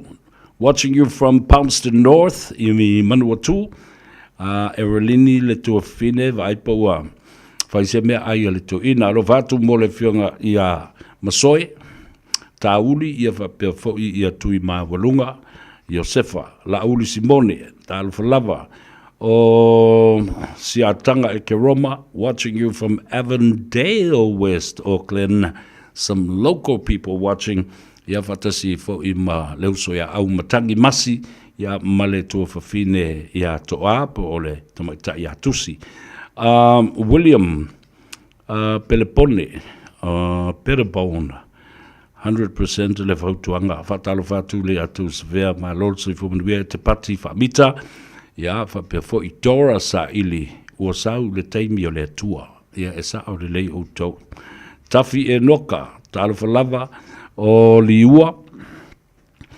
whangapuleia, so mai malo e sau, ia. Oi, o tui le tufunga, talofa lava, alo le soifua manuia. O Nerissa Tupai, alo le soifua manuia, Pepine Navy, alo fatu from Brisbane, Australia, severa, Sinta Joe. Mai wale vanda sila fia le tua molimau o tangata. Ia ole a molimau. Ta talo le tua mo le file mu. Mana ia le fautuanga. Mana i te le lava le fautuanga. Ia. E ala ana na maua le file mu.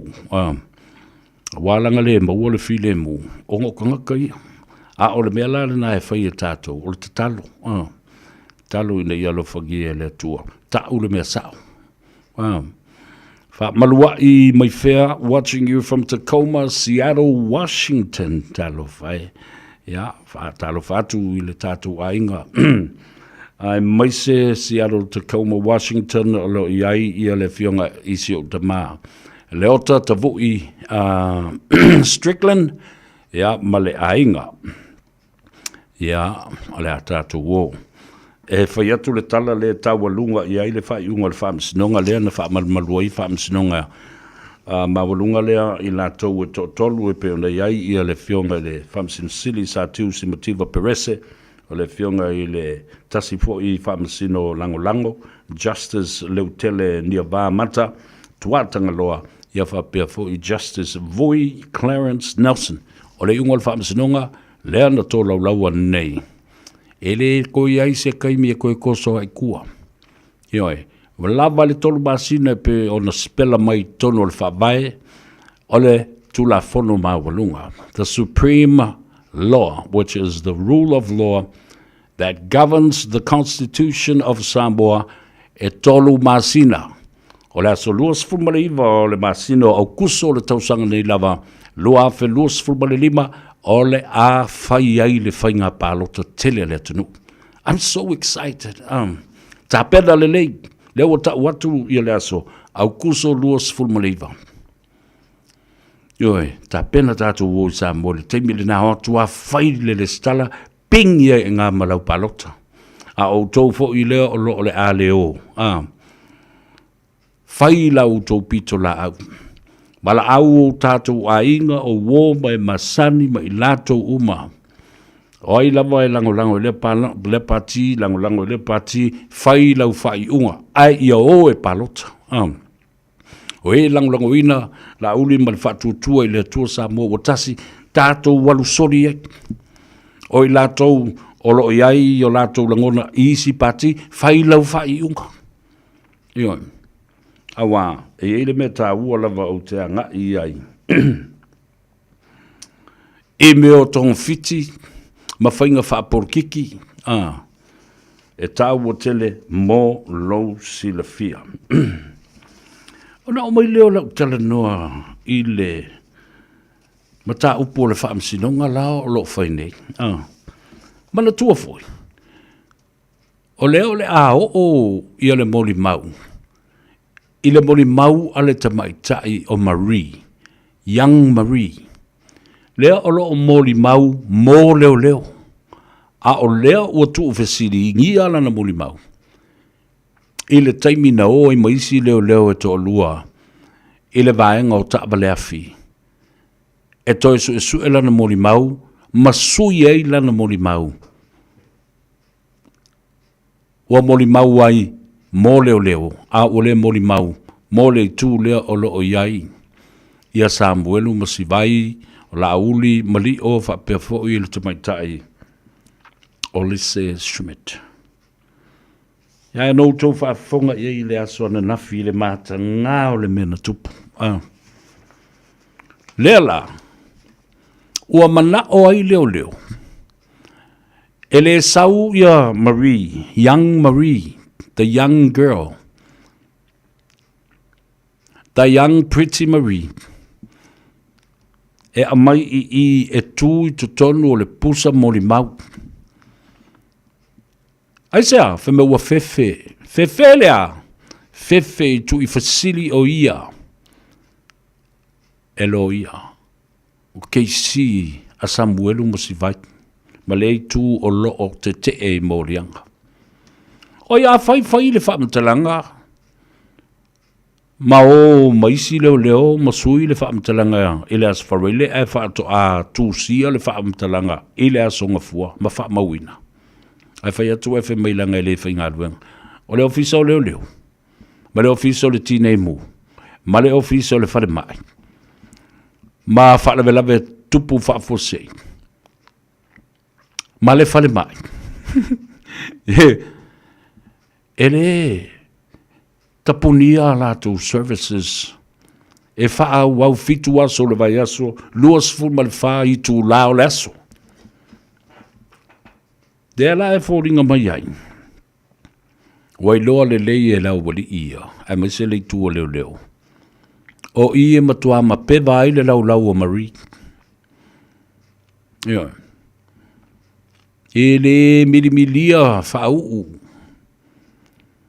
E lo ia le keisi ia Marie.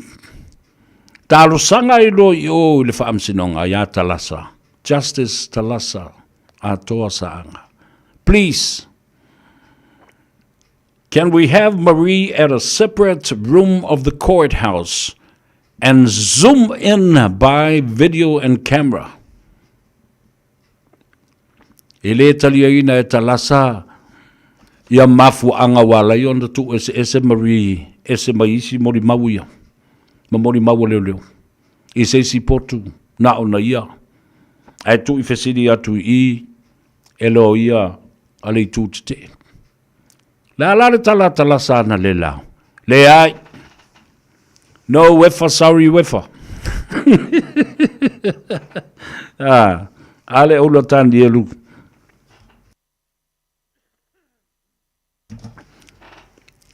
Le se me va le fa pena.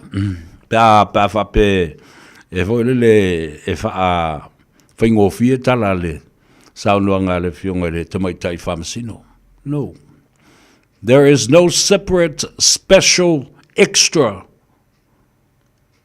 service rendered like that to you. Sao tu ile le pusa lele.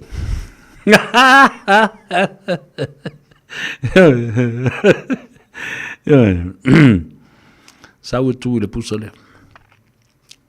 Ia le na, te ena le tāru sanga. A le mea le turi loa. O le tala atu pai. Fai mai le tala atu pai. Ina ua fasilingia.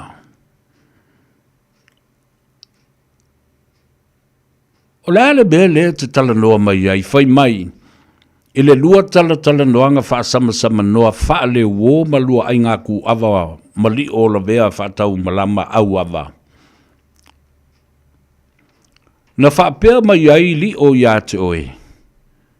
Ia, kupunga i mea anga o iloa au ke le wha longa musu ska i ala auti. Tali le lo ia. O whea la o lau mori mau o tu si hai le upu lea. O le i oenga, ma ua tau tino, e le sunga ia li o ia te, o ele ma tau pula, mai le ise mea, e le itusi e la umuri mau. A leu te mana tua ina, e le mātala noanga wha le uo, mātala noanga wha samsama noa. A apa mai loa ma le, wha masino, tupai, kaukala i mea ngai kusi e lau wha mkala. E le wha maungia ngā mea, nga saingi eilio i ngā ngā mea. O ye se mea wha pēnā i lau mo, mai le se mea, ia la nao. E le ila se mea wha pēnā o lau wha alongo wha mai o lea, bla bla bla. E le sa o lau tala ne nā. Tau tala mai ma tala noa mai bēnā e fsiri atu lo ia i lau mori mautus tusia. O tau sila i ai. Ne ua mata o loo anga i mea fo le fatua el tangata ia lana tala. A le tuli loa atu lava le wha masino. Toi tuli loa atu ele lo i o le keisi.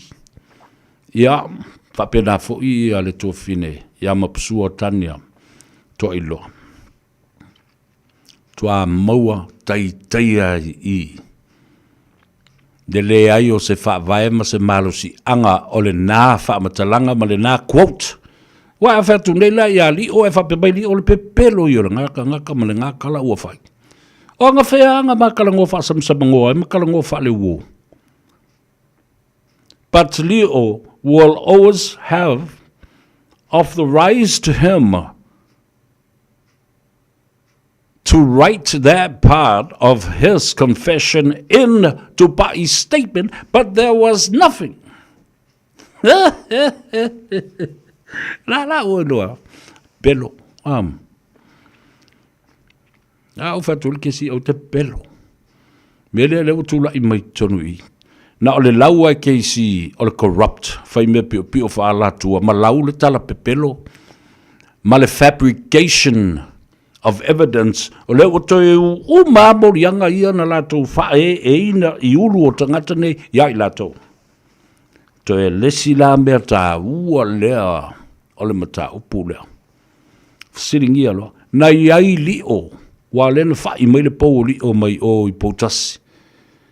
I la fiso leo i poutasi sa station ai. Saula i ina umai ona fa tino e li o lana suesuenga. Sau ine i ngā lulue matupa i mala awali i le toe verification of not only your report, your investigation report. I lau suesuenga la tuto o tasi na whaia. Ia whatasi e maleo lua i suesuenga. A leo lua i suesuenga la le nā leo o mai le tae ao le nei. O lo o so e po whea o iai le whaila le nā. Whasili lo iai. Sau tau ngā lulue whaatasi mali o i le toe suesueina ma le sa ilia ma le toe tilo i maori mau ma le suesuenga lea e winga i atu au. Tali le ai. O le vaina watu lio e tau te ngā lulue e pei o na watu e le whaatonu ngā komisina. E whe mai le ai na mātoa mai si leo nao. Au whea sa i eilio. Me o li o e wha muli atu i le ofisa. A mato mai le wha matala i ai ia mea i alio. Pia mori mau ka maki fo i ea. Tuli fesili. O le tuli ma le tui. O le soa apakati. O le tui fo le roundhouse o le ka milo fa pengi. Alo, aka, it's like a drama. You know, nofo mata ia i le mea longo ia. Ai maise la, sources ba au mai nei, maise le ataua e tonu iai pe ana i nei ta fe le tele o au tala mau upu e whamatala. You know, ona mātou whape nātu i le mea lea o tu lai mai nei. E leo se tu langa le lei, ma se whainga le lei, ma se whaalongo le lei, i le vava ai ma mau atu, i le i tu pao leo ma nātou mulwa. A whaila o le a whapene ia mori mau umai fitu se fulmon tupu i e whaasolo mai. Ai maise la, i le teine, o te lo, o i ai umai i le keisi. Ia tu ainga ia, a mata lona toso mai maisi a wali i tonu. Tu so o Marie, ma Sam, moli mau tu nei, awa o le vela sa ui Sam o tua puluafi o Sam.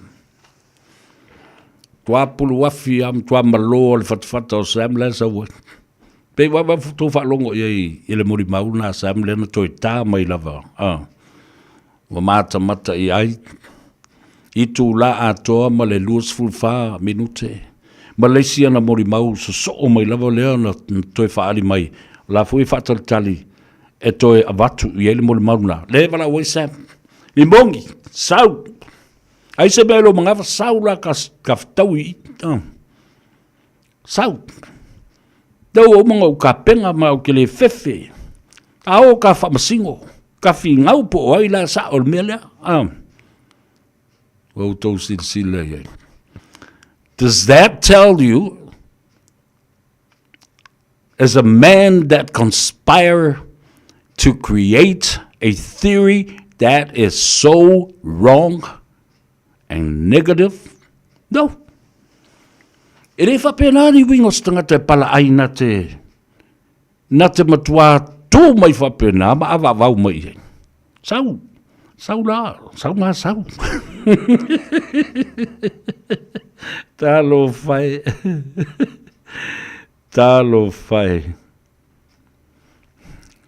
I le mea o le au o iai. Le wo o le whana. Le Bongi's name is on the record, although he is not standing trial. He is already been implicated and has surfaced to be the major suspect in the death of Tuau. Allegedly. Afaila, his name is on the record. There is 200% for sure the legal defense and KCs for the defense will call and subpoena him to the witness stand. Ele mawhainga whai mai le ai o kere mawhainga o kala koe mori mau. Te wha mori e kūkai kai se si poku. Se i summa ku ia ia. E whai mai la ka mori mau. Man, oh man. E mata utia lava. Lea ua o le telefoni. Au mai le telefoni. Sole Yeremia. Sau e mai telefoni. Au whalongo lua telefoni ia ngale iloa ma. So e mai mares telefoni. Asamut. Ta fefe. Yo. Lesi la mea matautia lea. Le bata ua le mori mau tu pa na o ai la ia le o isi leo e to alua le wha ingoa mai le si leo lea. Elia Patrick, tonu mai pea. Wa o I o leo to lua, whaatala noa Marie masui ele moli mau Marie. I le ofisa o tāwale afi. O mai nā, whai mai le tangata lea, tā ai lua. Ia, I lesi leo, ia, whangatai ia la awal maave Marie langa ma te ainga. Tali e te fwoi Marie la tau ia ia sao ma te ainga ma le lea. La mena whai le tā ua I whaaso o no nofo Marie male leo le lei. E leo tā ua mai po se hotel po le ainga o leo na nofo ai. Whaaso. Ele ona mo lia I nei tangata. I lona le momori o le teine I o I lona ainga. A leo o tau fiofi I whai mai o siona tei. La te ainga. Ai ua toi o so whai ma whaia I ai. Whainga wha ainga ma losi. O winga ma tanga. Toi sori ai ma le tula fono. Whawhewhea la na malu si o tei ia te oe ta ai lua.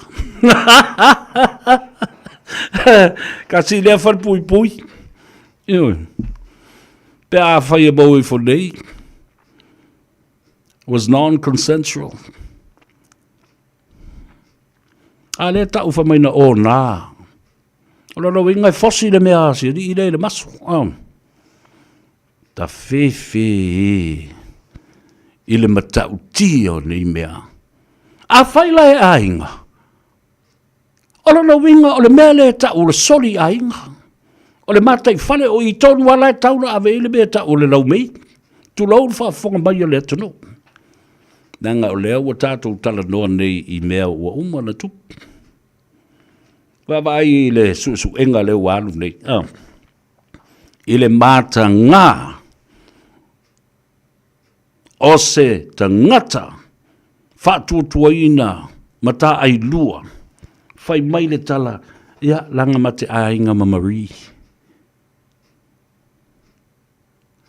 Tali Marie I mate ainga. Amao, lalan me wele alwe moli ia, ia le teine le lato ainga. A lala me na le whaatonu ai se leo ta mai tai. E sau e handle le mea lea ma moli Marie le lato ainga. A whai lai whaaso. Nano no foi le li I lea. Ma wha malosi I le tene titi o Marie. Tulau wha whonga le tenu. Tulau lava sa moa.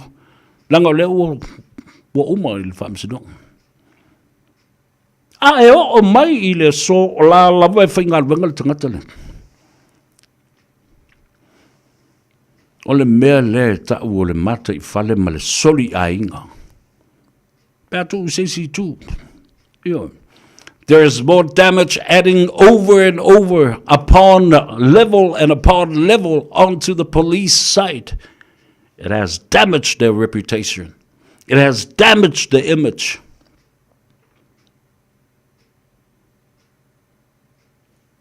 Tautia. Oh, yeah. 4 days. Ono nofo Marie. Pesa nofo fefe ai. I lalo le wainga le tangata nei. Ma whai e ia mionga mātanga. E se tangata awa o le malo. E 24/7. Tu sa ape ue manawa malau ngā ruenga. E pipi I pea le nā taulanginga ia te oe. Ma le tumua I o oe. O oe o le malo. Pe te ofu savili, pe te nofo le fale wha sau, o oe lava o le malo. E wha wau le luas ful ma le whai tū la, fitu aso le vai aso, lua se lau, toru se lau, warus ful 5 aso le tausanga. Every day, night and day, au ma le po. O tō wawa ai I le mata ngāo mea ua whai, ta ino I noi. La le whaalongolongo a whamasino le whamasino le whai nei. Awa e lis whamasino ngol tangata le toi whai I le matau pula. And I'm telling you, Marie is going to be grilled by the Caseys. Each and every one of them of all these 70-something so-called witnesses. E matua tunu vili le ia KC vatul whaafunga mai le tunu. Sustina Arik, malo soifo mbia, Salah Hunt, ia po Salah Hunt fo. O tau whaafunga mai ai, awa le o mai lor mata upu ia le atou se vea, o ila, e vase ma mai yo ai, mamatua tala pipi ai, i vaenga whaingo fie ai o na whaafufonga sa mōna o lola ia lea. Awa ane i whaisau whaamsinonga. Nā lo whalongolongo ama aue le ataua aue.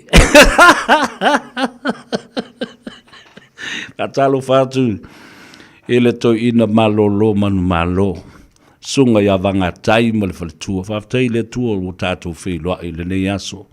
Lo maua pēr lo lua soifua, lau le lei. Ia, ma o te talo fo le nā. Mapu mai ai le ngā ruenga. Sa au tau suasua i le puvai le. Hola ma ia. Anga le lei ma whafua loa pē le soifua.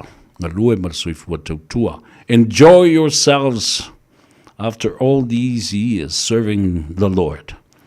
After wanga tai, te le tausanga sa tātou mafuta ai, a o veo se tamata le vau. Ia, leo o tātou mātutua whaatasi fua e lava alo, maua le ola ma le malosi male soifua fo i lau fionga. Ia po lau sunga i le to ina malo loman malo.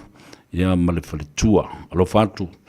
Ia whapena fo i mole no whaalo male aingali. O anisi tiute manisi whaiva o tutofi ai. Ele atua i le reiva i tau o le soifua. Ia anga le atu le atua. Ia whapena fo i whatalo whatu i to ina umalawa. Malo lo. Manu malo pensione, ia foi ia le retired pensioner, maleto ina. Tanielu mambea matina, atalo fatu. Auto malava. Alo whaalongolongo mai foi. Ia se u uncle. Ia utumapu masunu utumapu, male whalitua. O e ua malo lo manu malo. Ia e alu le teimi oro. Tolo lau o tau swafa. Ai le mawhai o na whaangaloina o tau. Te talo ina ianga le leile tua. Frank Cowley, watching you severe from Brisbane, Australia. Malo. Awhetai le tau longo o mātou manino mamala malamai. To vea a e au tofa talo fa lava malo soifua manuia brother. Lau fionga le tau langi. Jeff Salele. Ya, vambea just. Mai malo, fa malo i fo ya kalameli alipia nale. Alor so i fo manuia. O fa manu salevi, ya o simalila lei ataua a chong, ya fa talo fa mai. Matamatatu i si umu talo fai o tatu ainga le fa tolu, ya fa pefo i tu umale ainga sa tu u, matua ya to fai ono, ya ai mai se fo i le tatu ainga a tola va uta i le ua ma le fa tolu. William Tolefo, talo fa William Tolefo, pe au ke va ko William Tolefo le sa mato wola fata si tuai i sauni atu le tele o aso ia o mavai. 14 Josefa, wa fai se mea ai. Ngale, wa ma ku le fe e vile ngale. Sa wa e vile i o kangolangi langi aku o va alu o le fa e kau ia fa kuma. Le mai fo imba sikamagiki ngao sai. Evelina. O vakule vavele o ia lea o vava atu le sunga ya. Sam Simaile, Nico Tuyalii, please press the like button and share our program because le tano ava i lastonai. E le ai se mea pio e lua tuaina misa sao. O to whafonga iai. Nā la ia lau vea saula o vea ia te auwhi mai. O le Green Party o le ao iei fia mema le tō sulima. Ai toi i le vea toi saula o vea whi mai tau. La leo wa sui wa mua ngofo wha leo mai ia le Green Party. E lau koe sui o whaku. O le a whi mai me o Samoa au tasi. A leo o tau mai. O le Samoa United Party. Ia o whatu ia e vai. E re mamau e se amale mea na ufa i atu wai.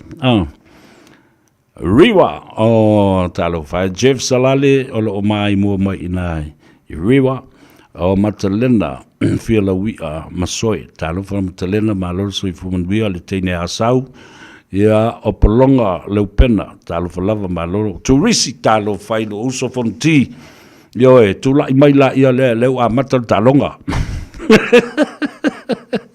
e fa lo mai turisi yo e a fa ile yo otse tala ina a wai fia la uri i tono fa amsinonga e au mai le tala ia savea ona e ai ia le to mai ma le malama ile me ta o le dissecting a ta o le melo dissecting ia po le analytical skill e ma tango matua i tosi de le ma vase ma pena ia mata upo au man kosi de si me ko kosi fa pe ko losi fa pe ana ona au mai lo leo le ano fale la ia i tutonu.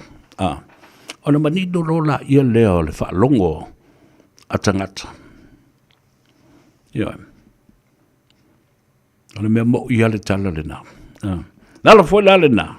E fa malu si au mai le tunu malu ma fia. E fa longo lenga e ta ua. De mana malama. Ia o polonga le pena fa mai. Wa tau alanga dei la o le mele o faini. Mai faini fa msingonga tuai la me ko ke koloso o le fa msingonga. I wani. They regret it. But it's too late now, my man, my girl, my boy. Tunu mafona ela. Fatalo fatu balo so fo manuia tupu pauli ya alo esele mata ngale me wo oni yai o tilo yai the true malice intention o le nganga fau se meleanga o se me o ona ua poisena o matua i istangata poisena tuai malea vaenga male matanga ruenga sa manatu e maluai le atunu talo fai inai ali i matamai tai leo o lo nofo mata ma vava ai i le fa mata ngā ina o le matanga ruenga ono mori mau o tangata nei lo fai nei ma o wat tuli matu i e fesiri a keisi talo fa tun mafono a lo lavole na futa mai so fo maluia kalameli ya fa pe fo i neili sila le manu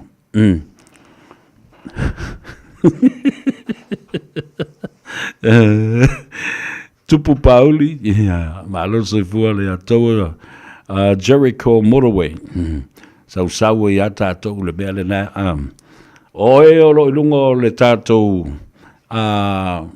motorway ia po o lungo le ala tele le temile nei. Whatalo whatu le atou sa ve i ate oe.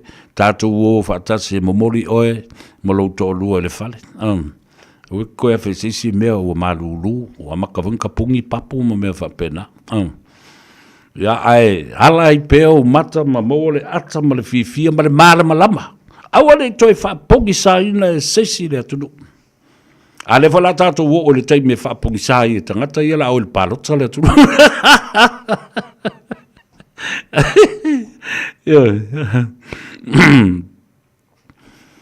Ta fefe, no. I le whai maile awa lawan, ia mali awani a vea ia Marie e whaatūlu mole. O le whaamsinonga ai sumatu i lisi potu lai nofo mai e ina. Wala! Ua whai ni o le ale tō me ua whai. Lal me o le a wha esei le treatment for Marie. Ai le si a mai i se whaafsangai. Nā, tā ua tele mole si le fia le tunu o. E le mawhai o na toi aloli mongi le mea lea. E se whātonunga ma se polo inga e au maia e le defense team. Brainer, come here. Mani sau mani. Ia, mālera sai fōwanu. Le mawhai na toi alo. A wai lokai. Ia. Sau, tūluma I o tele mea o le ta ua ilo ingoa. You have been implicated, brother. Saula ia le se e tali le mea lea po whena mai e Sam Tupel po whena na lua whilo I masama e tango tu I nātu le whana. Ia o tali ia le se I whi whalongo I le tonu ua au te loe tavalunga tua I a te oen. Malo Nora Lee talo whalava. Ia, vape fo I le toa tele le uanga I mai lunga. You're looking at over 2,000 people right on our live right now. Ia. Tautia le toa tele. Ia. I see au mai nei la pe fia tau sanga mari. Pe se fulu ono. Pe se fulu fitu.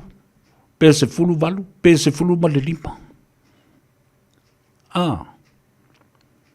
A o nei. Ina toi so ina mo li mau nei. Pe a whaia under H le teinei titi. Tu lau wha whonga le tunu. O lolo winga. E ai fo I seisi mo li anga whasanga I lea leo leo. A waila le umi a le ae. Tolu tau sanga talu na whaine mele nei a lea lawai. E whai ngā luenga lama. Ana le whaia nei le mele. La e whio wai. Mamanu ki o la e fafa ba pipi o la tau patua.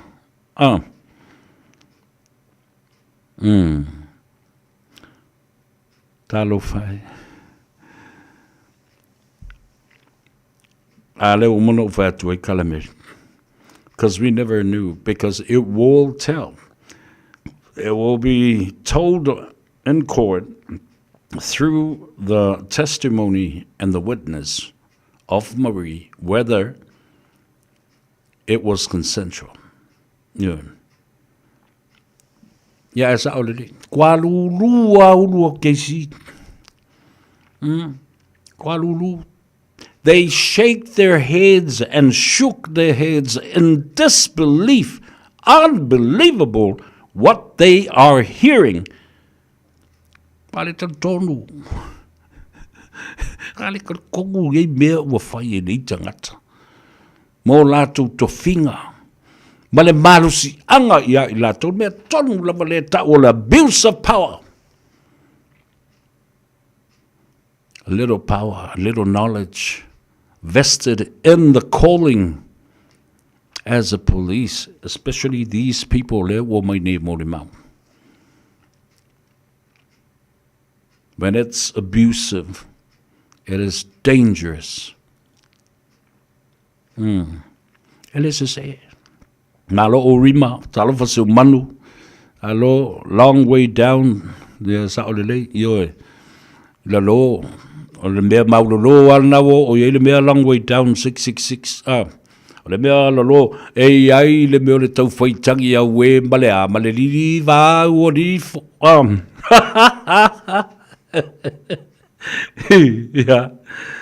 Ya, le la. A fikala ia le faso. 4 days. This policeman didn't take Marie back to her parents and to her home. He kept her under his authority. And what? Abuse her. Abuse the witness. Al nemo mua wa fasesele mori mauole ale tangata ale tamaitai lua abuse lua I mea matanga. How embarrassing is that? How degrading is that to a young girl? Okay. Tafifi. Yana me pepelo ha me na fa sala la ngari io o pulok o Canada io na me si ba be tau fa leanga e foi le nari o mo lo valo so o tu ia vala o mai ia masau se va se tala ma va tu itu si tangata io o mai e matua pala ai ai vala o le ato sa Palai. Fefe, tua fefe palea. Nioe. Awa, le taimea mamuru mai le ngutu se tala vai whai mai e tau. E te mala malama le lei iai, le me te o iai. Oi, vai oi nei o uso. O uso moni ia tau, ma pele ia tau. Nioe. Ai te ngofo wha leanga le vā o au nei ma uso. Leanga I te le malama. E te le whalau o wātua lewa no ia te oe. Natural justice, it's only fair to give you the chance and the opportunity to answer these questions. Anyway, alala mea leina e palai. Ai le tali mai naua watu le numero telefoni. O lua tasi lua iwa whafi tu iwa lua fitu. Wa omana o tusi atu ilunga lau porkalame. You have read all my statements on your program and you won't return the call. Oisea. Fefe, palai. Ioe. Ioe. Ai o au mori mau tua inga se ia e au mai teimi uma e lango ai ia leala. Ma lango ai tau ofe. Lango ai leo ma me uma whapena. You are going to eat and swallow your words, and it's going to be very difficult for you, my brother. Call me. Mautou ia e mulmul pulisal tamlana. Leo oi whai il koukama. Iwa. Il koukama e land mai ilanga fiku. Polanga spia. Awa. Time is coming, brother. I have all the evidence over here, receipts and everything, and it's not going to look good for you. Nā, urima, talo falava, alo soi fomen, we are Soft Radio Samoa live broadcast. Alo le site. Alo, whaftai atu. Tau, o papu, whawhisili Purcell, talo falava, ma alo soi fomen, we are Pastor Fune, aftai le mafuta mai. Le o vatu le lua afe, lua se lau mon tupu. I la tau o lo whaalonga longo ma whaafonga mai. Ona o le fia ngā lala. Ngā lala i le fia i lo le mea moni. Fia maa le malama i le mea o le mata upu lea. O lo o whaasolo nei. Aso lua se fumaliwa o kuso toi whaamanatu i a te oe. Le whana ua pā ua a mata le tātou tā longa. Te ena e le whaamsino, le whai ese atu o le morimau Marie Sisi Poto a zoom matu i le camera. Tu salavala pe zoom fo le camera, le whamai le tala le talasa. E le ai se me vapena o te le whaatangaina se me vapena e tupu se morimau le leo tunui. No, everybody's going to turn up at the witness box. Come and stand here. Tahiri talo falava ya malo fo I filo nu. Nia. Talo fatua moala malo le soifo mundia wafta ile mafuta mai o fatonu tofa. Ele otoe va ile lau ia ila to ia lo vala mai. O tunu mafono ela matai rata.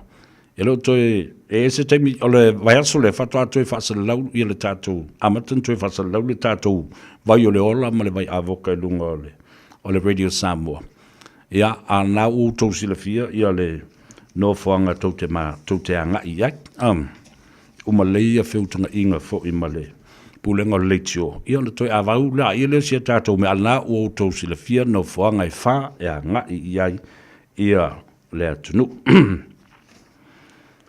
no o mai leo la utala noa. Oi, leo tātou lava ia tātou tala I vai whanua. I le ngangana Peritania mo le taimi muli I le nei aso. Tā ua pēr no whai atu. E le ngata I le tātou tala noa pēr I mea la o tutupu le tātou tunu I Samoa. Ai tā ua fo I le tātou tala noa I mea la o tutupu I New Zealand nei langa o le tunu o le tātou te ola basoi fuai. Wa avea mo tātou a inga lona lua. Usi mai le whaafonga. O le toe whaafafonga lea I tala fau I vai whanua. Mo le teimu muli I le nei asu tofi ua whaatawhiti ai ngā rua.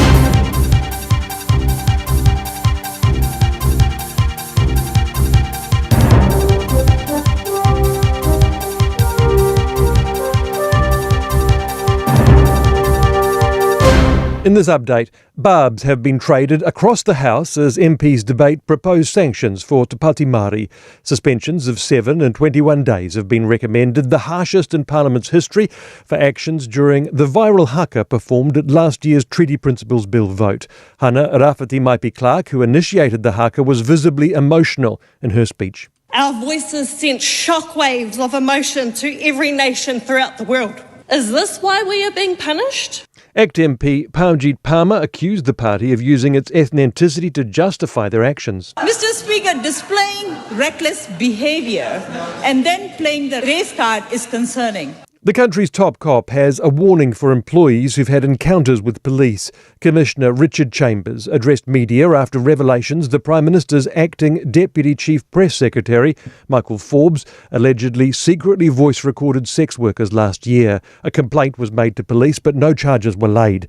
Chambers says Forbes should have alerted the Prime Minister's office about the situation. Whilst the police and obviously vetting processes, there are roles and responsibilities there, I think it is also important that applicants for jobs of significance alert prospective employees in good faith.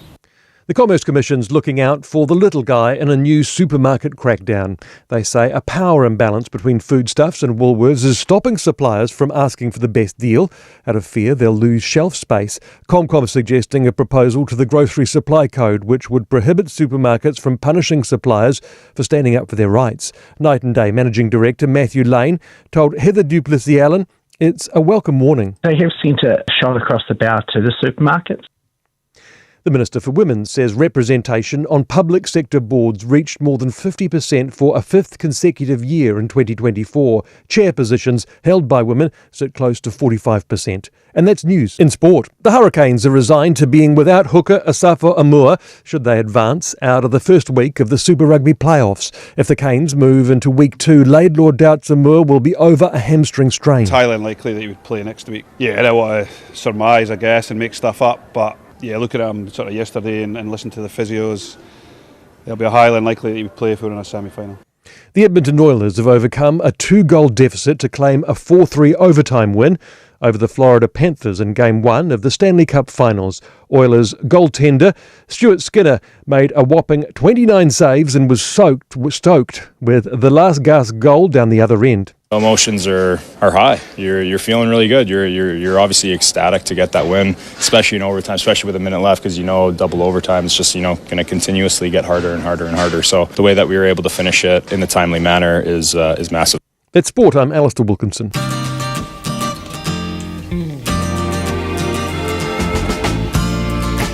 Rainy August night, drifting down memory lane. Boulevard lights shine. Does anybody know my name? Coffee houses mark the way, lighting me inside. Neon signs are changing. Can't recall when I last cried. City streets are cold, movie shows are old, hotel rooms are not for me. Another August night without you, baby.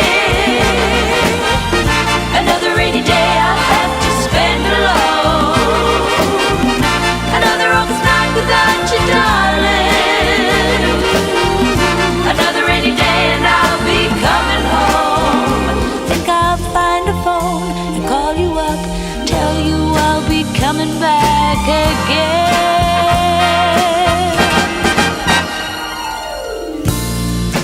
Rainy August night, looking back on yesterday.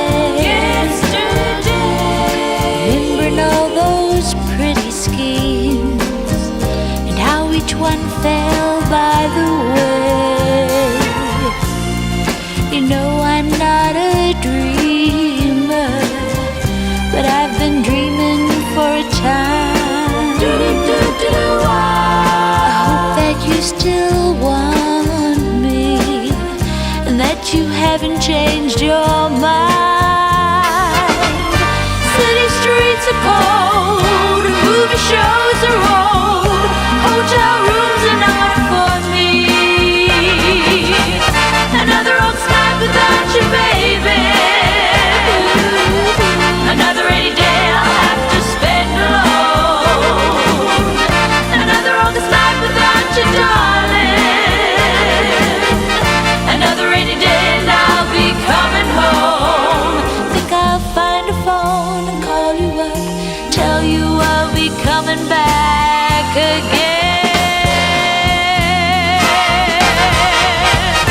Rainy August night, rainy August night, rainy August night, rainy August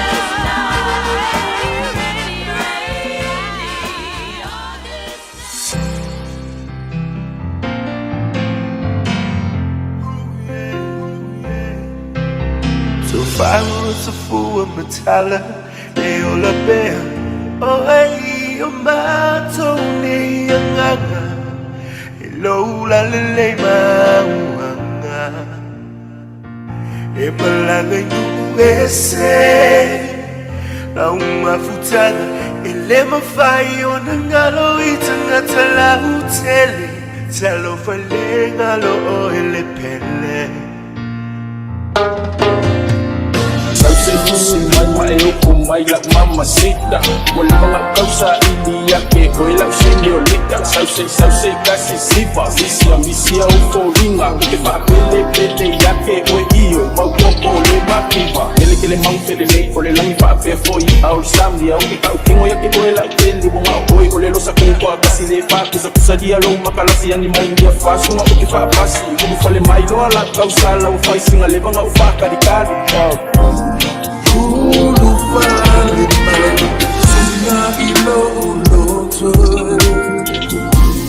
DJ Ole rosa hoy, e hola tutasi, e susulubea imasa. O folinga e tuma pele, ma fai ele timu ona tafi esea. O au wanga tausa afia lo ala fa ufa atopia. Laula me paese susulubea. I say that I oh, la la la. Rosa ua umoto, ua nuti, momoya ine ole loto.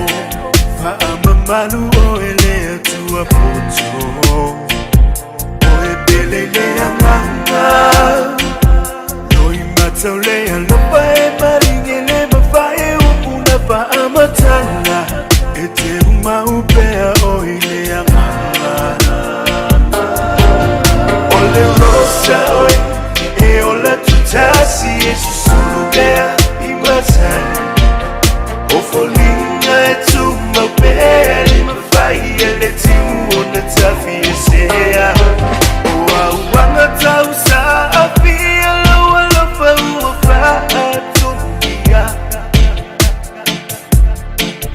Laula me paese susulubea. Le ai sena te avesea. Oh, na na na na. Ole rosa que uma lucia loco. Ole rosa que uma lucia loco. Ole rosa sa o swinga. Ole rosa que uma lucia loco. Ole rosa que uma lucia loco. Ole la na momo. ai e masina que te malucio ole rosa oi e ola tutasi e susubea mai i le i o SJ DiMarco le pese le nana tusia ele a fionga ia le sa i la lio tuana ia le foto e mai fo ia lea ali pese ia mana ia fo i fatunga SS maskaili al tangata lava la tau ia waita u tele bele na if somebody originally writes and voices a song and records it, you know, perhaps, but then of course it is the right thing to do to ask for permission. Fasili le tangata ona ile pese pe faiola e tango e toi usumba teu fa le ma fa mana yatu ile anga ilumana I wata utele ia tula fono your copyrights o meu pule fa mau o meu musika e ona ia tangata moni la mana tusia maulu ai fofonga ina le pese ale me malie la le o tula I mai nei Samoa awa le wa posti fo le tangata ilunga ia folinga ma le la le tele o le tenei titi o Marie. O le uta ua lava o le tenei titi. Awa o le ua wha tau sanga talu nei o le tupu le mea le wha le velave le nei. E tupu le wha le velave lea, lea o te wawa atu nei, lea ua whamai ua lusful tasi pe lusful lua tau sanga le tenei titi. A tu ulola I tua I le tolu I le wha tau sanga lea ua tua na I le tu la I mai mea nei. Ona e lola ia le a faila lusu tasi to ese le fa lo winga was full fit to sang o le teni titi malona matua le teimi le na o lona winga o le soli tu la fono e faia ise te mai tai like titi fa pe unconsensual e ono oide mo li yanga mata utia o le pule le umatu lau fa fonga le tunu pe a faia le bele na Ioi. Ai tu sa lava polea, o lea lava o soli le tu la fono. O le tu la fono mātanga. Pe a whaila o so teilea. Le o whai e le mea le. Ia, o la vea fo I lisi soli ngā tu la fono. Tua mātanga ni mea o whaia. Ma ua leo ua tō lau whapea lava le vele sa o le tala le whaiso. Whapea le pō ia e le au. So lema, le vea, watching you from Sydney le ataua, sa vea, malo, Samuelu Matamua, talo whalava, vai luanga Milford. Just think about that. Solomona Tyrell from Hamilton, fatalo fatu tato proclama e se fosse to fine. Ia a inga e fao Samoa. Ia ma Gerard, ia masula ufo ia inga ina Hamilton. Ma le totele o tato inga lo ia Hamilton. Ia Lake Rotorua, Lake Taupo.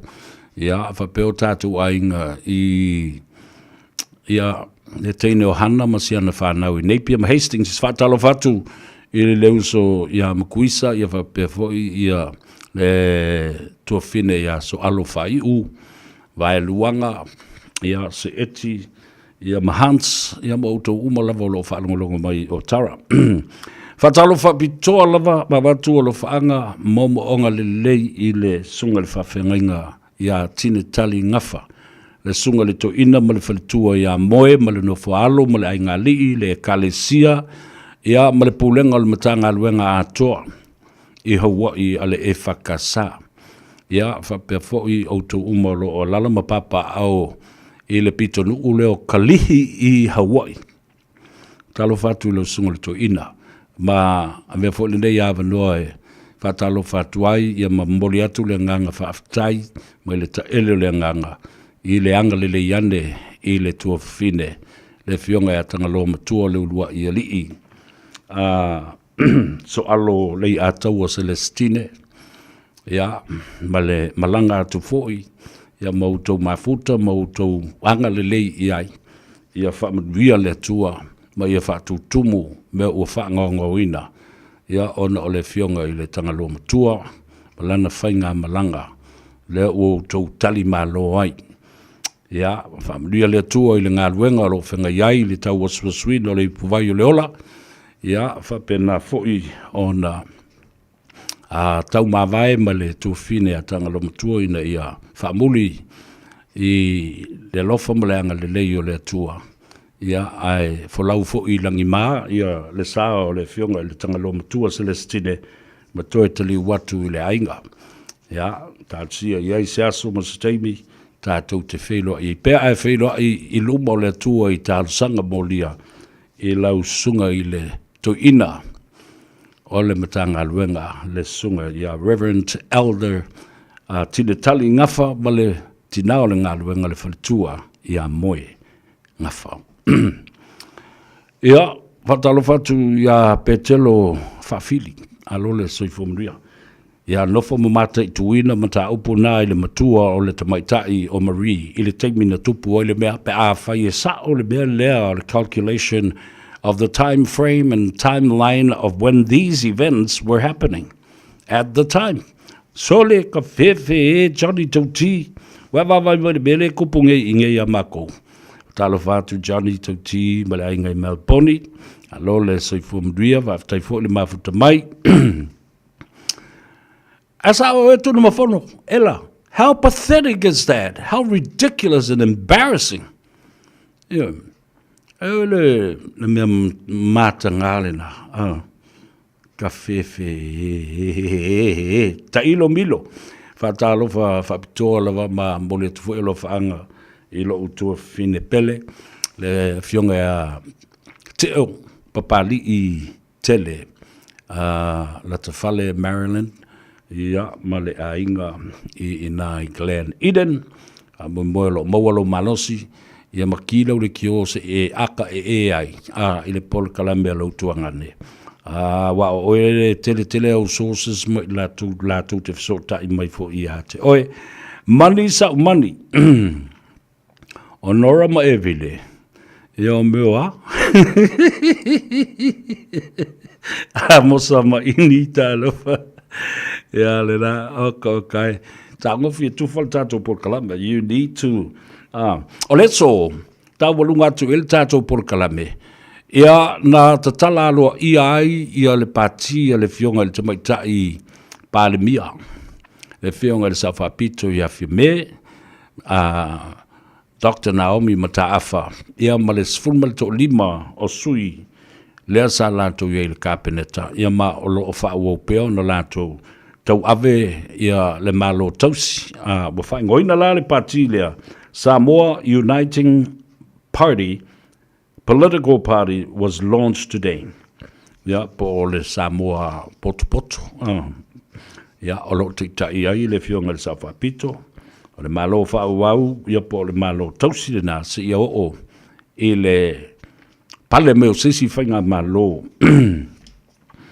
fau i le mai ai o le whainga palota le o le luas fulma le iwa, le aso luas fulma le iwa o kuso. Tua i o whawhitai i le atua. Ua le to soa le mata upu e wha umi ai ma tele ai le ngasu. O leo watu mai i luma e le whamsinonga. Ia ma o le to e suia fo i le unga le whamsinonga e tausia ai le whawai o lo o spela mai ai. Tolu masina 3 months, 3 months. Ole, autosila la yai. At people's reactions on social media today, I had the time to look and sort of monitor what people were saying. Oh my goodness, I'm telling you. I didn't want to read some of the other comments. They were absolutely devastating because e matua matautia ia upuna la lafo e tangata fiafe tangata sa mata ai e lunga le talamua ila o talunga lava la toia ia e tau pea na avel whaalalo ma mau pea le to vai le tunu ia ai le mawhai ona e nofo i lunga o se platform po le social media e control ma tau whaatonu fo lau ai le ngangana e whao ngai tangata wale mo sa kupi. Mai lei fo ma sa uwhi au e loke ai fuole ai a kau kankala kouia malaku upu e whai. Ai pe o la ule nā tu o lalo. Ile tu langa māta ngā ma upu e whai e tangata. Ona e loa people are upset. People are upset and disappointed. People are mad. They are angry and crazy. Ia, ai sea. Ia wai upo tangata nai whai. Upo tangata nai whai. Ia lātu la lau whapea o le whaangutungutu lua o le fionga le Sawapito. Ia o ia leo ua mafua ai o na malepe makalepe le. Ia maadia fo ile autu o le tusi whaitau ana le la ele te tai o le sauninga. O le au ngā fo o le malepe e ka lepe ai e koe whau ai ma toi whaisisi whau sanga fo. Tamali Kibbins Stanley for mai. Sa o le leo e. They can run, but they can't hide. Nobody is running anymore because of the case of the century. You know, ale la wa vai le makauki le palau vale o tangata ma le lau le whaangtungtulua o le whiunga le Sawapito. Ia, ma whamai tangata o tangata uma na uo i na. Ia, o la tau ia na maafu ai o na malepe le fast. Whamai ia ko meni a istangata o le tō tele i la tau na e lei masaisi e toi fo i mai. Masalo pe na o le tōlua pe tō tolu.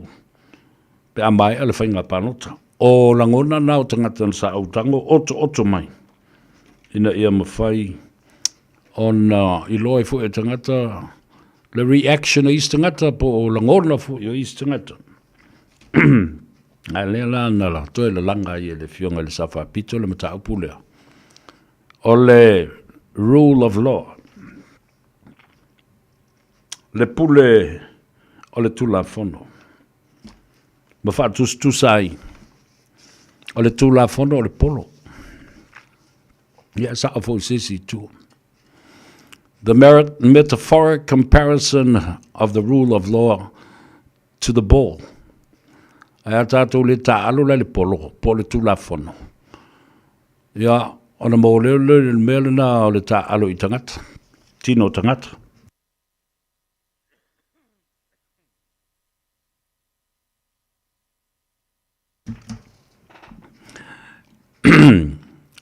Val wanga pas. O ese vai wang Savelina vai au ma lole se fo mo ria va tele ma futa mai o tala fale tasi tau. Ya lena. Oh my good girl.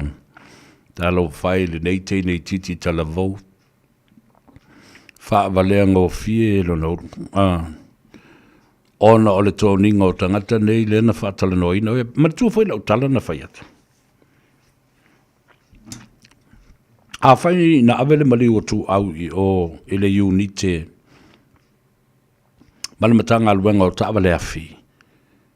Langa o le tangata lena reveil ta'awale awhi. Susu engala o ta'awale awhi le na.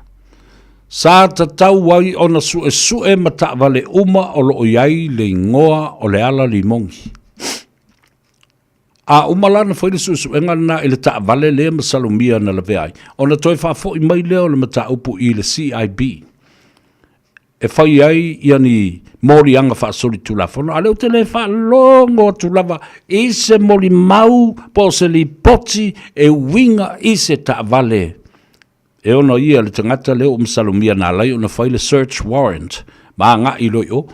O lai o lau mo le whanga. La mena le au mai I le whanga.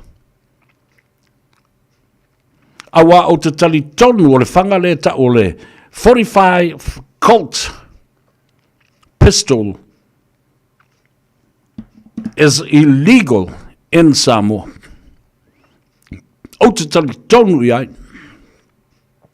O le whanga le nai le o se whanga. It is a very dangerous weapon. Wa u whao ngā ina le tu ai ngā whanga le nā. E whana ai le meo le o le meleni sa tu. E matua malepe wa o pulu o le whana na. Neu te whatua nei. E la popoa.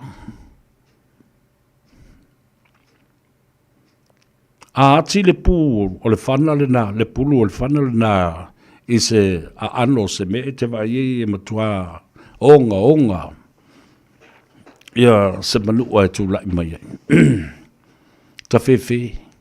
Because this case has opened the way and opened the gates, the floodgates is going to be pouring in for another case of conspiracy to commit murder or conspiracy to assassinate two most senior cabinet ministers of government. E o yele so wenga ina. E o yai. Oh my kill. Ka ua si akale mai poe e mai kill kua ui. Yele na. Sola si I talo fa malo so I fo manui. E toi alu lal su wenga ya Marie. Ia le mea mata utia le na mea. Fa mai fia me. Le fionga le sa pito e matua I o talitonu e matua sao. 40 years of government of Tule'epa. No one else and no other party. It was just HRPP. So that line of generation, nothing else prior and nothing in the past or before has ever witnessed the changes in government. O le winga le tala le nafia me. E sa o le leile sa wapito. Awa o ina a vea ma whaafita uli sili ona te le malo I tau I le taunu umai. O le whaatuatua I le tua sa mua watasi. Aisea. Wata mamau la ngona o le au whainga luenga. I le whaase pulu tau sanga o ngā lulua I lalo tu le epa. Ma le HRPP, le ai sisi tu atu le sisi na luma mai. Le ala le nana whainga tā I tele. E sui le malo tau nu mai le whaatutua le tua sa mo o tasi.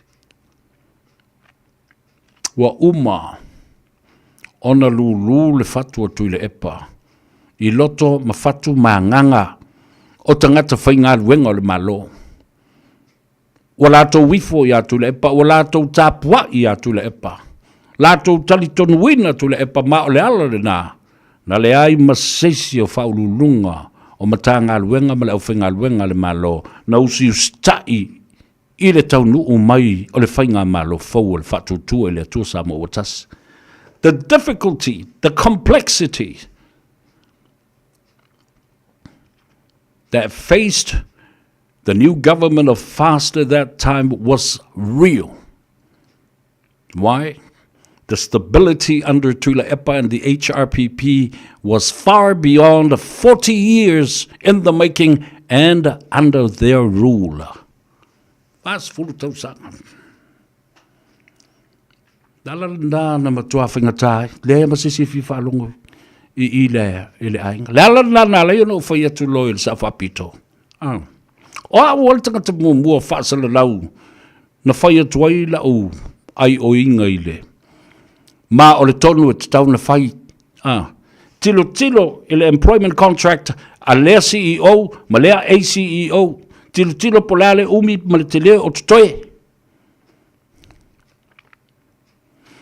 Whaatupe se vaianga o tutoe o le lato pe toi lua masina pe tolu masina lima masina ai tuli. Tuli I lalo o le tūla whono. Wala foi e iai te tonu o le employment contract vaenga ne ye lua. There are two clauses over there. Either party can end this contract now or whenever if they both agree or disagree. Yo. Le ala o fai. Le ala le da le no to si la tuai. E ri fa penga o si skai me kiau. Ala e fa longo mai lo leo, it's echoing what it's needed to be done by law. Ile tu la fono Fa mamulu le tulafono. Fa mumulu atu le tulafono. Yoi, tuli alo i lalo le tulafono. Ia le fwena saksa ke ai tulepa. Ia le o mai ngai o mai ko kuri kangaka. Tutuli tangata tama whanau le tunu na o tauina. Fa pitoa yo la toanga va am to mai ese. Ia mai faule malo. Le ala fo la le na laio na fia malo le tele o tangata whainga luenga. Malato wa i tui le whainga malo le whatutua le atu sa mautasi. Umi o se taimi whato a tau ma whai o na tau e tau. Au malu mai manongi o la ngona ma anganga o tangata e tilo le mele. This is no longer tulepa. And that's why you see everybody else, they were all puppets and the strings being pulled by tulepa. And HRPP, although they are not the government of the day anymore. Yo, le mele nana tup. Whaalongolongo le lei I le aso whareile, le aso teo, le aso tona ima le aso sa. I le whaatala loanga o le tangata Pasifika. Ma lei a tau o savea e winga I ngasi o maa loa o le tātou o tunu. Nāna o whapena atu. Por kalambe le nā, I le aso tona I ma le aso sa. O le a e ai. Iau no tū whawhuka fwoi la iale I ai. I le tūlanga tā ua tele o le bāla malama o New Zealand ma le Pasifika ma le lalolangi a tō ma tangata Pasifika. E ngasa o malo. The timeline. What happened? Where to from here? The general election. The parties that are now registered. Samoa's future. Branding its own political parties, o tātou whainga paanga maisi atunu, the implication and the impact that is now on our heads. Yo, le ale tilo mai atunu uia tātou te whai paanga ma lofa mai ai tātou budget support I tausanga uma ma tausanga uma. The instability, the political chaos, the political turmoil. It is poison, and it's not good for the Samoan people to sit back and watch. Ma tātou no lofo ma mata. Ma valiano ai I tātou le mele e tūle mai. E le mautonu ai le atunu. Ia. Alofo mai le tua vai lua tusa so tātou manuia. Tele vaenga e fia o iai lela ua whaingoina Samoa Uniting Party.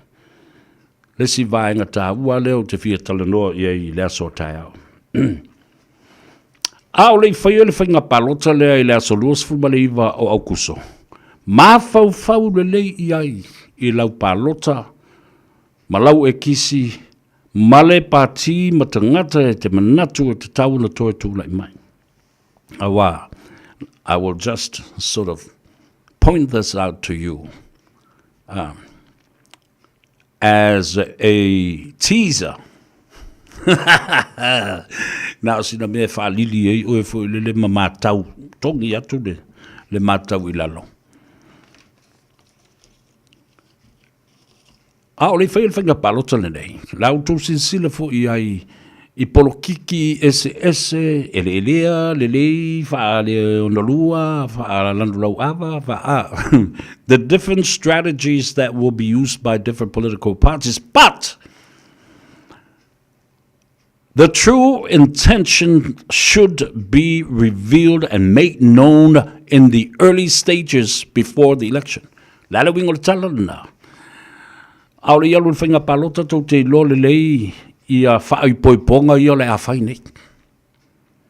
A lesi pāti, ma lesi pāti e na mwhai ai o na maua se sotanga o le whaipule o whai numero le pāti, ma le whai numero le pāti o le a mwhai ai o na māliria o le whai le whainga palota ini whainga paanga ma sotanga e whaatu ai se malo so o whaatasi or a coalition partner. Tasi ale mele o te tilo tune iai. mai o la ua ia tatau le nā, o se tūstala ma se tangata whaasala lau, e lapata i ai le sila ma le wa ai mamao le tunu. These political strategies, before and after the election, they should have the true intentions to be revealed for a coalition party, coalition marriage. E le whapoi pōnga le spaki, ma le spaki, tasi ala utintilo tue le mele. O wawai atu iai. E ono o pe a whai e malolosi mai ia la auli ma le lātou vaenga. Whātutua le atu Samoa Watasi, Samoa United Party, HRPP, SNDP, Samoa Labour Party, tasi le na party leo te whaalonga atu ne ia e whaia si malosi, o tangata lai tutu mai le Samoa Labour Party, o tangata whai pisinisi, o tangata whai lafumanu, o tangata whai whaatoanga, o tangata e matua onga lo lātou ta mau ainga. Wa lewa na lātou whaatamo ea le tele o pisinisi mātina e i tono o Samoa. Ma o lātou fo ia, o lo sili o na malo losi, ele au maia i fafo o lātou o loa. O loa o whaatoanga, o loa e ngaosi, i tono o lea tunu. Ma lātou laui nātou fo i le tele o loa mai fafo imports and exports. Tagata fo i nei o lo iai i tonu. O le Imports and Exports Authority of Samoa. Trading organizations. Manufacturers. Yeah. Fe mai a meto tui mawame. Ia sa lufu luan tene. Ia utele tel tonu e se longa ke la koe mele pepa. La koe mele pepa whanga ua e fo i o Maria le liu mai ia kia ungo kalikongo ila ia le pe sa ora matu o le tene na oia. A whaila e ku, lufu lua ko esele a fo i le wha. Ia o winga res full fiku es full vanu. O longa winga ngai i liko la so le mea sa tole mkwa i o wafori. E a kartunu mafono. Little Braxton e te wati. Alo le soifua manuia. Natalie Freund, Talitua and kids. Alo, whaftai le mafuta mai. Oriana. Pu'eo Manu Paulo. Ia mautou umalava. Whaftai atu loutou mafuta mai. Ile nei a whiawhi o le tātou ave pasi. Ele a whiawhi nei. Leo te leo vai atu iai. Ua iei se ave pasi o tā pena mai. Waku voi o koe o lai le mele maa. E o lai le ever ready le whiawhi. Pea whiri si kou ave pasi ma si kou. Mai le tua le lau le lei tātou te wheloa i pea. Ia manuia tele le malanga atu i lunga le ala tele i le whetalo loa i o le atunu i na ua nganga ifo o lātou whiwa ae. A ngā ifo i nisi o le atunu i le lātou ngā ruenga whaiwhai pea o le sifi pō. E maluti alo tau soifua. Ma i au tau māta ala fo. Ioi. Ina ia... Awane i o maini manua mani masoe mani mea tātou te le mana o mia. Tupu le whaala velawe ia te oe, alai, ka ngulu mami la koui. Ta mam tina matu o le tunu, pele lava o tau, alofa te lea tu mo oe, ta ui whaale le tino ua malulu, sa ufo ile me malulu, ia ma mai hona, whaingata, ma ngase, mo me o le fulu eu, o le fulu whaali, ma le fulu le ka ele, sola. Ya, nena. Ya. Mangalo fo se leo le au nei. O le tau ia te o le atua. Mo mole sabali. E tele awala mo mole ia sabali. E onga ai e malu upu mali e tātou tali e ai. Ai ia suru I iwi. Le onga maulu fale ia satu ia maa. Ai mau e foi markako aka markali e. Maluia tele malolonga ia whapea foi tali ngā sua ia ma osi ngā taulanga le fiafi mana tua ai o tātou uso matua whawhine o tamam tina mātua o whaatau tori I ngā sengase ma maota ngā sengase po tono foi o maota malawa. Nā tau foi o lo tuli o la tau whaasalanga I uso matua whawhine ia toe fua se tapu ma se tai au ia I anga le leifo I le tua ma o wina se le sona tāua I lau tau nofo e se atuai I nano whanga I le eisisi fia nofo ai ia le whanau ia o onga I la so tai au to anga whaiko mea onga leu afar kausanga kursi fo I le ako le meo le kaupoe ia ngā le pawanga le mea kusi o le api pe ia manuia tele ba ia tāua le whailonga ina o le tātou ono sifurma le tolu tausanga o le tātou tuto tasi mo le tātou sauletonga. Whapena fo I ona whaamamafa le tāua tele o le vaiaso o le ngangana Samoa I te tono o New Zealand. Ta malo atu I whaiaonga uma le whangasā ma o tau uma o tau komiti ia whapea fo I whaiaonga uma o lo whaialo rātou sau. Ele whaatu mawina pea o le awa uina o le tū ma le anga ai maise le tātou ngangana. Leise ngangana o le tangata. Le aini tū ma ni anga, le aise atunu. Ia, o le tala lea o le aseu I whanua, wia tele nei fiafi o le awale so maise pese le ataua. Tātou te tau ma vai ai, ile nei fiafi. Ia, la se ko mea ai o faisi me susu me ai pea mole por kalame pe ke ia vo pe ke ia fortino ma erolini vo ku ia siakile la ko fale po po le ale la ko me ai le fai le pese ale ko kale va ale ainga le tai ia via tele le nei a fiafi fa soifuia ma lofa tele ia te oe lunga le Facebook ma le tātou YouTube channel and Samoans all around the world ia ma le tātou to atina whaalave lave anti whaalave lave a whapasanga poe la ulu ia ma le tua fine pele Yvonne ma le te maita I o Ash Yvonne ma siona to lua I kahuku I Hawaii soifua ma ia manuia Whaatauwa lo manatu I le ana O whaatofa mai ngalu o le vasa Pe ana whai o saumiti Tale toi fiala I lo te musu e ala Ai ua nā o ita Wa loa o na tā mafuta Ma le wha te singa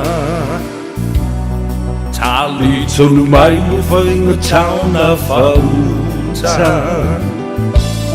Ai mali maia Wa o mai le unga La upele ona paulafa Ele ai se winga Ai malia maia O mai le una La upele ona paulafa